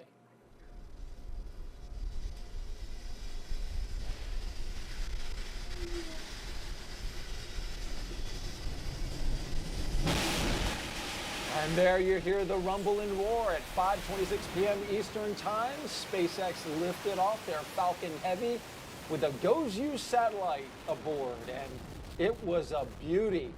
Facing east, it was clear skies as the rocket sailed up into space. Behind it, though, there were storms that stayed at bay off in the inland part of Florida. And looking down from the rocket, it was just a beautiful sight to see that rocket get off the ground and into space. People were excited and thrilled as the rocket roared, and we watched it go up, and that was the beginning of what would become a 3.5-hour journey that has led us now to over 4 hours. And so here we are back waiting for this big moment. And, you know, this satellite, once it is deployed, has a lot of features that's going to help a lot of people. And I want to ask you, first of all, after launch, we followed the mission, like we said, for 2 burns, and then we entered that coast phase. We're still in the coast phase now, but we're going to follow that 3rd burn and then spacecraft separation. Let's take another look now at this satellite, and then let's talk a little bit about some of the features and some of the things it can do. It's the 4th and the last of the GOES-R series of satellites operated by NOAA. GOES-U is about the size of a small school bus, and it weighs over 6,000 pounds. It has a 5-panel solar array that powers the satellite, its instruments, computers, data processors, sensors, and telecommunications equipment. GOES-U has 7 advanced instruments that can analyze weather hazards and environmental conditions, including hurricanes, lightning, space weather, the magnetosphere, and solar flares, and then it can relay that data back to Earth. Alec, NASA, and NOAA, of course, we've been launching satellites now, weather satellites, for nearly 50 years as a partnership. How does this particular satellite benefit the public? Yeah, it's really the real-time 24/7 monitoring. We need the observations from the satellite to issue life-saving warnings for the protection of life and property, to track severe storms, track hurricanes, detect wildfires. And new for this satellite, it's got a coronagraph on it, and now you're also going to be helping with solar weather. Yeah, and this will be the first ever operational coronagraph, again, to get those warnings for space weather to industry users and to the public. Where is the coronagraph? Because we got a model right here. Yep, it is it's pointed on the solar platform, and so it is coming off. Oh, right here. Yep. There it is. See? So how does that work? Like, because the solar array needs to be pointed at the sun, the coronagraph also needs to always be pointed at the sun. That's right. And so it actually sees with white light. And so the coronagraph, we also think it might be good, for example, at identifying comets as they pass close to the sun. Mm. Now, there are 2 GOES satellites up there right now. Describe what they do, and then GOES-U, its role in displacing one of them. Yeah, we have 2 operational positions. Goes east, it's over the equator, over the Atlantic Ocean, covers most of the eastern U.S., and goes west is over the equator, over the Pacific Ocean, covering most of the western U.S. And together they cover the entire western hemisphere from the west coast of Africa all the way down to New Zealand, the North Pole to the South Pole. And we really need to have all the way to the coast of Africa, because one of the key things that this is a sentinel for is essentially, hurricanes. I mean, these things that come off the coast of Africa and impact us severely need to be tracked as early as you can possibly do it.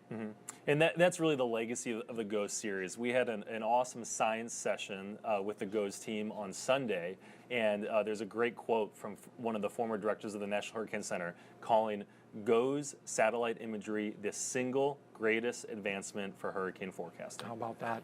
And you are advancing GOES into the next generation of weather satellites. As you mentioned, this is the last in a series. Tell me a little bit about what we can expect from GeoXO, which is going to be the one that succeeds this. Oh, that's right. So our next generation, it's the first one will launch in 2032, and so that'll take us the 2030s all the way to 2050. It's incredible that we're already planning for this today.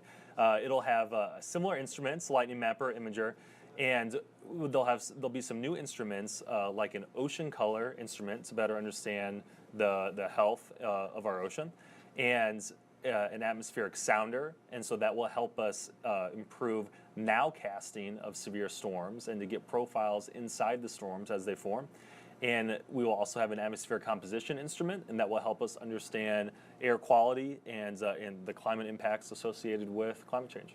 And so your thoughts now, before we toss it to our commentators, about getting ready to watch this satellite come off the rocket. Oh, to see it on its own in space, I can't wait. We got to visit GOES-U in the clean room at Lockheed Martin in Colorado a couple years ago, and knowing it was there and then on the rocket and now ready to go off on its own in orbit, I can't believe it. All right, well, we've got a third burn to start us off first, and then we'll get to that separation. So this is the moment we've all been waiting for. Let's bring in NASA commentators Megan Cruz and Mick Woltman to walk us through the mission's last burn and spacecraft separation. Hey guys, yeah, we're back again here from the Mission Director Center at Hangar AE at Cape Canaveral Space Force Station, and we want to direct you guys' attention to the bottom three milestones left in the progress bar on the bottom of your screen there. We see SES-3, SECO-3, and GOES-U deploy. Those first two are referring to the last and final burn of the MVAC engine on the second stage of the Heavy. Yeah, it's coming up very shortly here. It'll be a very short burn, about 30 seconds. This will be the final burn to get GOES-U into the proper orbit and getting ready for deployment as we get ready for stage ignition. There we see the MVAC engine starting up for this burn. It's like I said, it's going to be about a 30-second burn, just maneuvering the second stage and GOES-U into position to get ready for GOES-U's deployment. And so far this mission, everything has looked great today.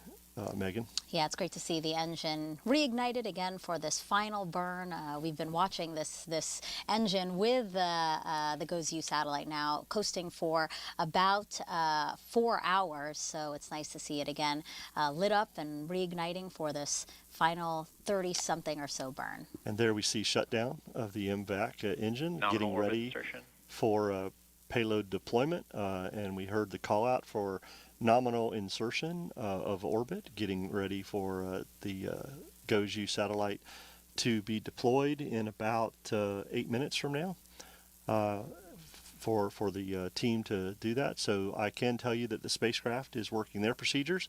They have powered up their inertial systems and getting things aligned and ready to go to get ready to separate from the second stage and deploy in orbit and start their work, as we see a picture there of GOES-U on the front of stage 2. Yeah, and the GOES-U spacecraft now about 20,000 miles above the Earth, exactly where the team wanted it to be. Yeah, exactly. Good trajectory today. As I said earlier, the data from the team, everything's looking good. Falcon Heavy performed very well. Second stage through this third burn has performed nominally, and everything looks good. Good insertion orbit, and we are just sitting waiting to see GOES-U start its science missions. So again, the final dot that's left on our progress bar on the bottom of the screen is GOES-U deploying, GOES-U being separated from the Falcon Heavy's second stage, and we're expecting that in about 7 minutes now, so T plus 4 hours, 30 minutes, and 2 seconds. So again, watching the clock there on the top corner of your screen, waiting for this final milestone that we're covering on this live broadcast today.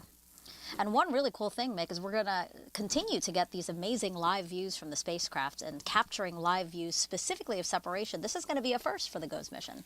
Yeah, these views we've had through this whole coast period have just been incredible. To see second stage and GOES-U out in space, as you said, about 20,000 miles out. It's just been awesome sitting here watching these and being a part of this mission and enjoying it. As Alex said, this is the moment that we've been waiting for, and it's going to be very exciting to see it happen in real time on the video. That is going to be a first for GOES-U, and I know several members of this team. Yeah. And GOES-U, will continue nearly 50 years of NOAA and NASA partnering together to keep a watchful eye on the Earth. And now with this new compact coronagraph, this new instrument specifically on GOES-U, different from the previous GOES-R satellites in this series, that's a really exciting ability to be able to add to this fleet of satellites. Yeah, as Alec and Daryl talked earlier at lunchtime, this SEACOR instrument is going to provide us a lot of great data looking at the solar flares and solar work that's going on that will help predict some things and help work out what disasters may happen because of those. And I think this is great. And as we said, GOES-U will be taking over for GOES-R once it gets on orbit. And the reason they're doing that is to get this SEACOR instrument out there and get that data. So things are looking very good from that. As you said, a 50-year career with GOES-U's here. For me personally, this will be my 10th GOES satellite in my aerospace career. So I have very much enjoyed working with NOAA and on these GOES satellites and launching these, and very happy to see what's going to happen with GOES-U and the data we get. Yeah, I mean, really, this satellite is going to help inform and help keep safe billions of people that are in the Western Hemisphere. And really, I mean, we use GOES data every day. We pick up our cell phones, we look at the weather forecast. I mean, that is informed by GOES data. Today's launch weather, informed by GOES data. So really, a mission that touches our everyday lives. Yes, very important for all of us here on Mother Earth to be watching the different weathers, things, and especially here for us living in Florida, we love GOES satellites. The GOES-R series has been great for that, for us to get data in a faster and more data actually to help predict hurricanes and tornadoes across the United States and all those kind of things. So it's been a very good partnership with NOAA. And very excited to see what GOES-U will provide to the world in its data. And I do want to talk a little bit more about SEACOR, that compact coronagraph. I mean, how timely, right, to be able to add this to GOES's arsenal, as just last month, right, we had that huge solar storm. It was the highest level geomagnetic storm in Earth's atmosphere because there were coronal mass ejections coming off of the sun that affected our telecommunication systems, our satellite navigations, other technologies. I mean, we saw that in real life, just a month ago, how what's going on with the sun can affect us here. Yeah, it's very timely, and that will be very impressive to be able to watch that. I think one of the cool things for me as a engineer working rockets and science, as Alec explained earlier, is how the coronagraph works, basically getting that solar eclipse view all the time. I think that's very impressive how the team designed that SEACOR and are getting this data so they can measure the solar flare velocities and lengths that come off and how that affects us here on Earth later on. So I think it's a very timely launch of GOES-U, and I know that the weather forecasters and scientists will be looking forward to that data. Yeah.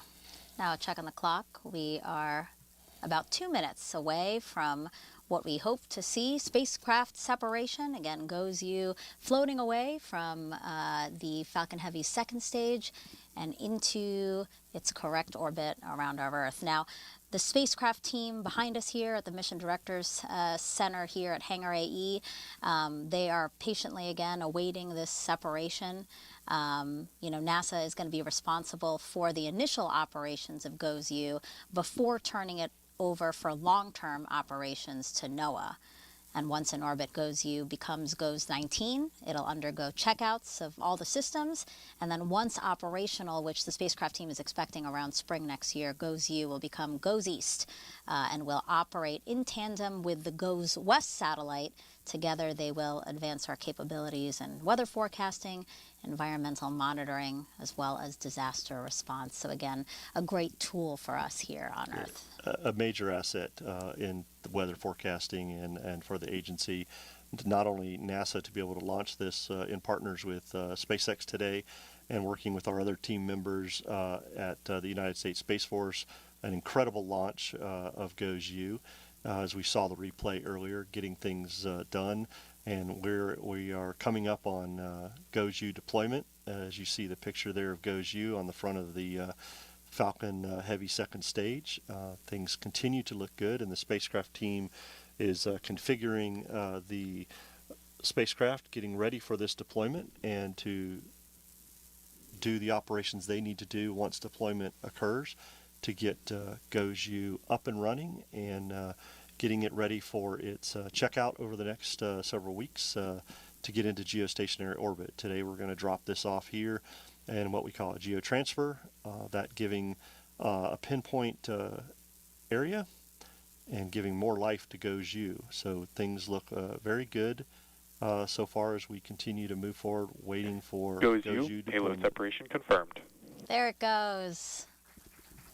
We're getting a round of applause here from the spacecraft team behind us as we watch GOES-U float into space. That is an incredible view, Yeah, seeing wow, GOES-U with Earth there in the background. As you said, this is a first for GOES-U, seeing real-time deployment. I'm in awe. I know. This is Yeah, very, really. very neat photo to see there. Yeah, beautiful imagery, an opportunity for the team to really see their work come to fruition, right? Teams have been working on the GOES-U satellite with SpaceX to get us to this moment right now that we are watching live on NASA TV. It's just wonderful to see their work at the beginning of its mission, really. I mean, this is the last mission milestone that we're covering on this launch broadcast, but this is just the beginning for GOES-U. Oh yeah, there's a lot of work still to do. The team will partially deploy solar arrays to start getting the batteries on board power positive and charged, and they've got some other things they need to check out, as we heard from Alec earlier, getting ready GOES-U to move into geostationary orbit, and things are looking really well. That's just amazing, the live video from there. I've been doing this for almost 30 years, and I'm going to tell you, I enjoy watching the rocket launches. Every one is great, but this is really, really cool to see live spacecraft separation for this long of this important satellite. Yeah, and to think about it again, wrap your heads around the fact that we are watching live video from 20,000 miles above the Earth of this incredible tool being deployed into space. As you were saying, Mick, the first steps after this separation, there's a couple of things the team will continue to monitor, and that is in about 15 minutes, the GOES-U spacecraft will deploy some of its solar arrays, and then hopefully 30 minutes from now, the spacecraft team here can confirm what we call an acquisition of signal. Yes, I know the NOAA team is very happy. They're working very diligently right now as they are getting things powered up and working the spacecraft and getting some low-level data on the health of the spacecraft, and things continue to move forward for this. So very happy to see deployment and them working on their process and procedures to get things moving. Very happy for GOES-U deployment. Smile then. I'm actually in awe. I'll be honest with you. Just watching the video, that is just incredible. Yeah, that was really cool. Yeah, it's takes my breath away. It's like I said, I love this job. I love launching rocket stuff, but that's what it's all about right there is Yeah. watching our spacecraft get on their mission and do the things they do. So, Yeah. so I know Alec's probably sitting at the host desk. He's very happy right now, and along with several of the spacecraft team behind us here in the Mission Director Center. So, Absolutely. congratulations to the NOAA team. That's incredible. Yeah, just teasing you, but well said. As you said, it's a very cool opportunity to see the views that we got. And we actually, sorry, that was our bad. We kept talking over the QR code that our team pulled up on the screen. Guys, if you want to pull that QR code back up, that will take you to blogs.nasa.gov/goes. Again, blogs.nasa.gov/goes. Just scan that QR code there. That's where you can continue to follow along with this mission. So we'll be confirming the the solar arrays being deployed again in about 15 minutes, and then we will also be looking to confirm acquisition of signal in about 30 minutes. So all those milestones and well beyond will be following this whole mission on that blog that you see there. So congrats to NASA, NOAA, SpaceX, the U.S. Space Force, who got us through that tough weather to launch today. Brian really, the LWOs today really earned their keep, and they did a lot of great. They found us that hole. Yep. And we were able to lift off Falcon Heavy. So another great mission, and I'm just excited for the whole team. It's again, I said it earlier today to somebody that launching rockets is a team sport, and it takes a lot of people to do this, and just very happy to be part of this team and working beside you and everybody else that got this mission successful today. So yeah, great definitely job. happy to have you here, Mick. Thank you so much. You added so much expertise and insight to the commentary today. So thank you so much. I hope to have you back here in the booth soon for another exciting launch, I'm sure. But for now, we'll send it back to Daryl and Alec. All right, thank you, Megan, and thank you, Misty Mick. I think I saw a tear. He was getting a little emotional there, but no, in all seriousness, that was an incredible shot from the second stage of the SpaceX Falcon Heavy rocket, seeing that satellite, which was sort of blocking Earth, and then do a reveal as it goes off into space. Yeah. Unbelievable. Well, today's mission was managed by NASA's Launch Services Program, and the team considers spacecraft separation mission success. We have now with us Tim Dunn, NASA Launch Director for the day, and great day for LSP, wasn't it, Tim? Terrific day, Daryl. I love being here with you. Alec, it's good to meet you. Good to be here. Thanks. But I do wish I was with the team right now because as you experience the excitement of what we just saw with Spacecraft SEP, to be with the team, either over at Hangar AE or at the SpaceX facility, there's just something incredible with the energy in the room of that final mission success that we put goes you exactly where it needs to be. And you've had that experience many, many times over your years with LSP at the end of a mission, so it must be certainly special. Talk me a little bit through the early part of it, because this was a little exciting at the beginning, right? Because we had the weather in the area, we had a T0 of 5:16 p.m. Eastern time, and then we slipped 10 minutes. Tell me what happened. So let me back up just a second and give credit where credit's due. So today's mission, the primary NASA launch director was Denton Gibson, and this was his very first as launch director for mission. Dr. Gibson. Dr. Denton Gibson, and I had the honor of backing him up on the mission. So he did a fantastic job of managing the team. And but as you indicated, today's launch felt a lot like one of those very active mission dress rehearsals that we have, where the rehearsal team is just throwing anomaly and green card after anomaly at us. We were dealing with some ground issues out at the pad. We had to get a red team back out to the pad after we had cleared the pad to fix one of the ground support equipment issues. We were dealing with weather, early weather, phase 1 lightning advisory very early in the count. That cleared. Anvil clouds started rolling in. The first one cleared. And we had a little bit of a launch vehicle discussion that we resolved quickly. But what really got us was what you indicated was that why did we move the initial T0 about 10 minutes to the right? Well, there was more bad weather moving in. We had the East Coast sea breeze clashing with the West Coast sea breeze over the peninsula of Florida, right about the Orange County, Brevard County line, roughly 30 miles to our west. And that was stirring up some really intense weather over there that we were then getting the residual anvil clouds that detach and drift over the pad. And those can have the ability to trigger lightning if we were to launch into them. It's a constraint to launch, yeah. Absolutely constraint. So we had a nice discussion with the launch weather officer. Huge props to Brian Sizik, incredible LWO, really guided us through the hole that we were looking for to launch through successfully.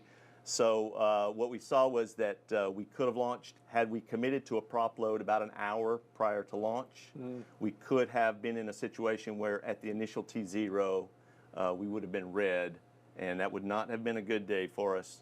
So we delayed. Brian recommended if we delayed about 10 minutes, we could avoid one of those red situations, and he was spot on accurate. We delayed the prop load, targeted 26 minutes after the hour there here on the East Coast at 5 p.m. And just a flawless final countdown. Very quiet, as active as the nets had been for the prior 2 hours. Very calm and quiet last 25 minutes. That was really nice. That's the way you want it. And it was quite the sight. Alec and I were watching from right here at the press site. And, you know, in the direction of the rocket, it was clear skies. We looked behind us, and there's darkness over Orlando and Central Florida, but it just kind of held there. Yes. It just stayed there. Yes. So that really worked out for you weather-wise. And as you mentioned, great work by the LWO to make sure that you guys were in a good position to launch, because once you start tanking, you have to commit to that T0, That's right? right. So, yeah. Well, great. So we've got this launch, we've got the spacecraft separated. Talk a little bit about what's up for LSP. I hear we might be seeing these boosters again, right? That launched? Well, the boosters that were used today on GOES-U, those side cores successfully returned here to the Cape. They will be used again. SpaceX has not assigned these two boosters yet. Okay. But we will see some prior flown boosters on our Psyche flight from last fall. We'll see those again on our Europa Clipper mission coming up in October this year. But let me back you up for just a second. I want to throw a couple of more words of huge praise to two teams out there.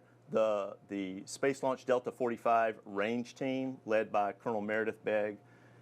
She and her team did a fabulous job of clearing downrange for us, and all of the instrumentation that we needed here at the Cape performed flawlessly. It was a daytime launch here in the summer of Florida. There were a lot of boats offshore that we needed to ensure that all the areas were clear. So that surveillance control function that the range provides us performed magnificently today. So Colonel Begg, thank you for that. And then also, we don't go anywhere unless our launch provider takes us there. And SpaceX did an incredible job. So thank you to the wonderful work of SpaceX, both the Hawthorne team and especially the team here at the Cape. Just worked great to get us right to T0 and get us on our way to space. So let's talk about what lies ahead for LSP next. Okay. Yeah. So this fall, we are going to launch another Falcon Heavy. We're on our way to the moon Europa, one of Jupiter's moons. Very exciting, thrilling science mission. Europa Clipper is the name of the mission. We'll fly on a Falcon Heavy October 10th of this year. We're going to refly those side cores that we flew so successfully on Psyche last October. And then we got a couple of missions coming up in 2025. We've got a mission called Sphere-X from Vandenberg. We've got another one called IMAP from here at the Cape again. So those are the big primary missions for LSP that are coming up. And then we're going to be having some fun with our Vader contract, where we're able to take a little more risk with some exciting spacecraft. We're going to send some spacecraft to Mars later this year on the first flight of the New Glenn rocket from Blue Origin. Right, and a lot of people looking forward to that mission's that called Escapade. So yeah. Very exciting mission there. And then we've got a couple of missions. One's called Thesis 2 and one's called Tracers, and we'll get those off in 2025.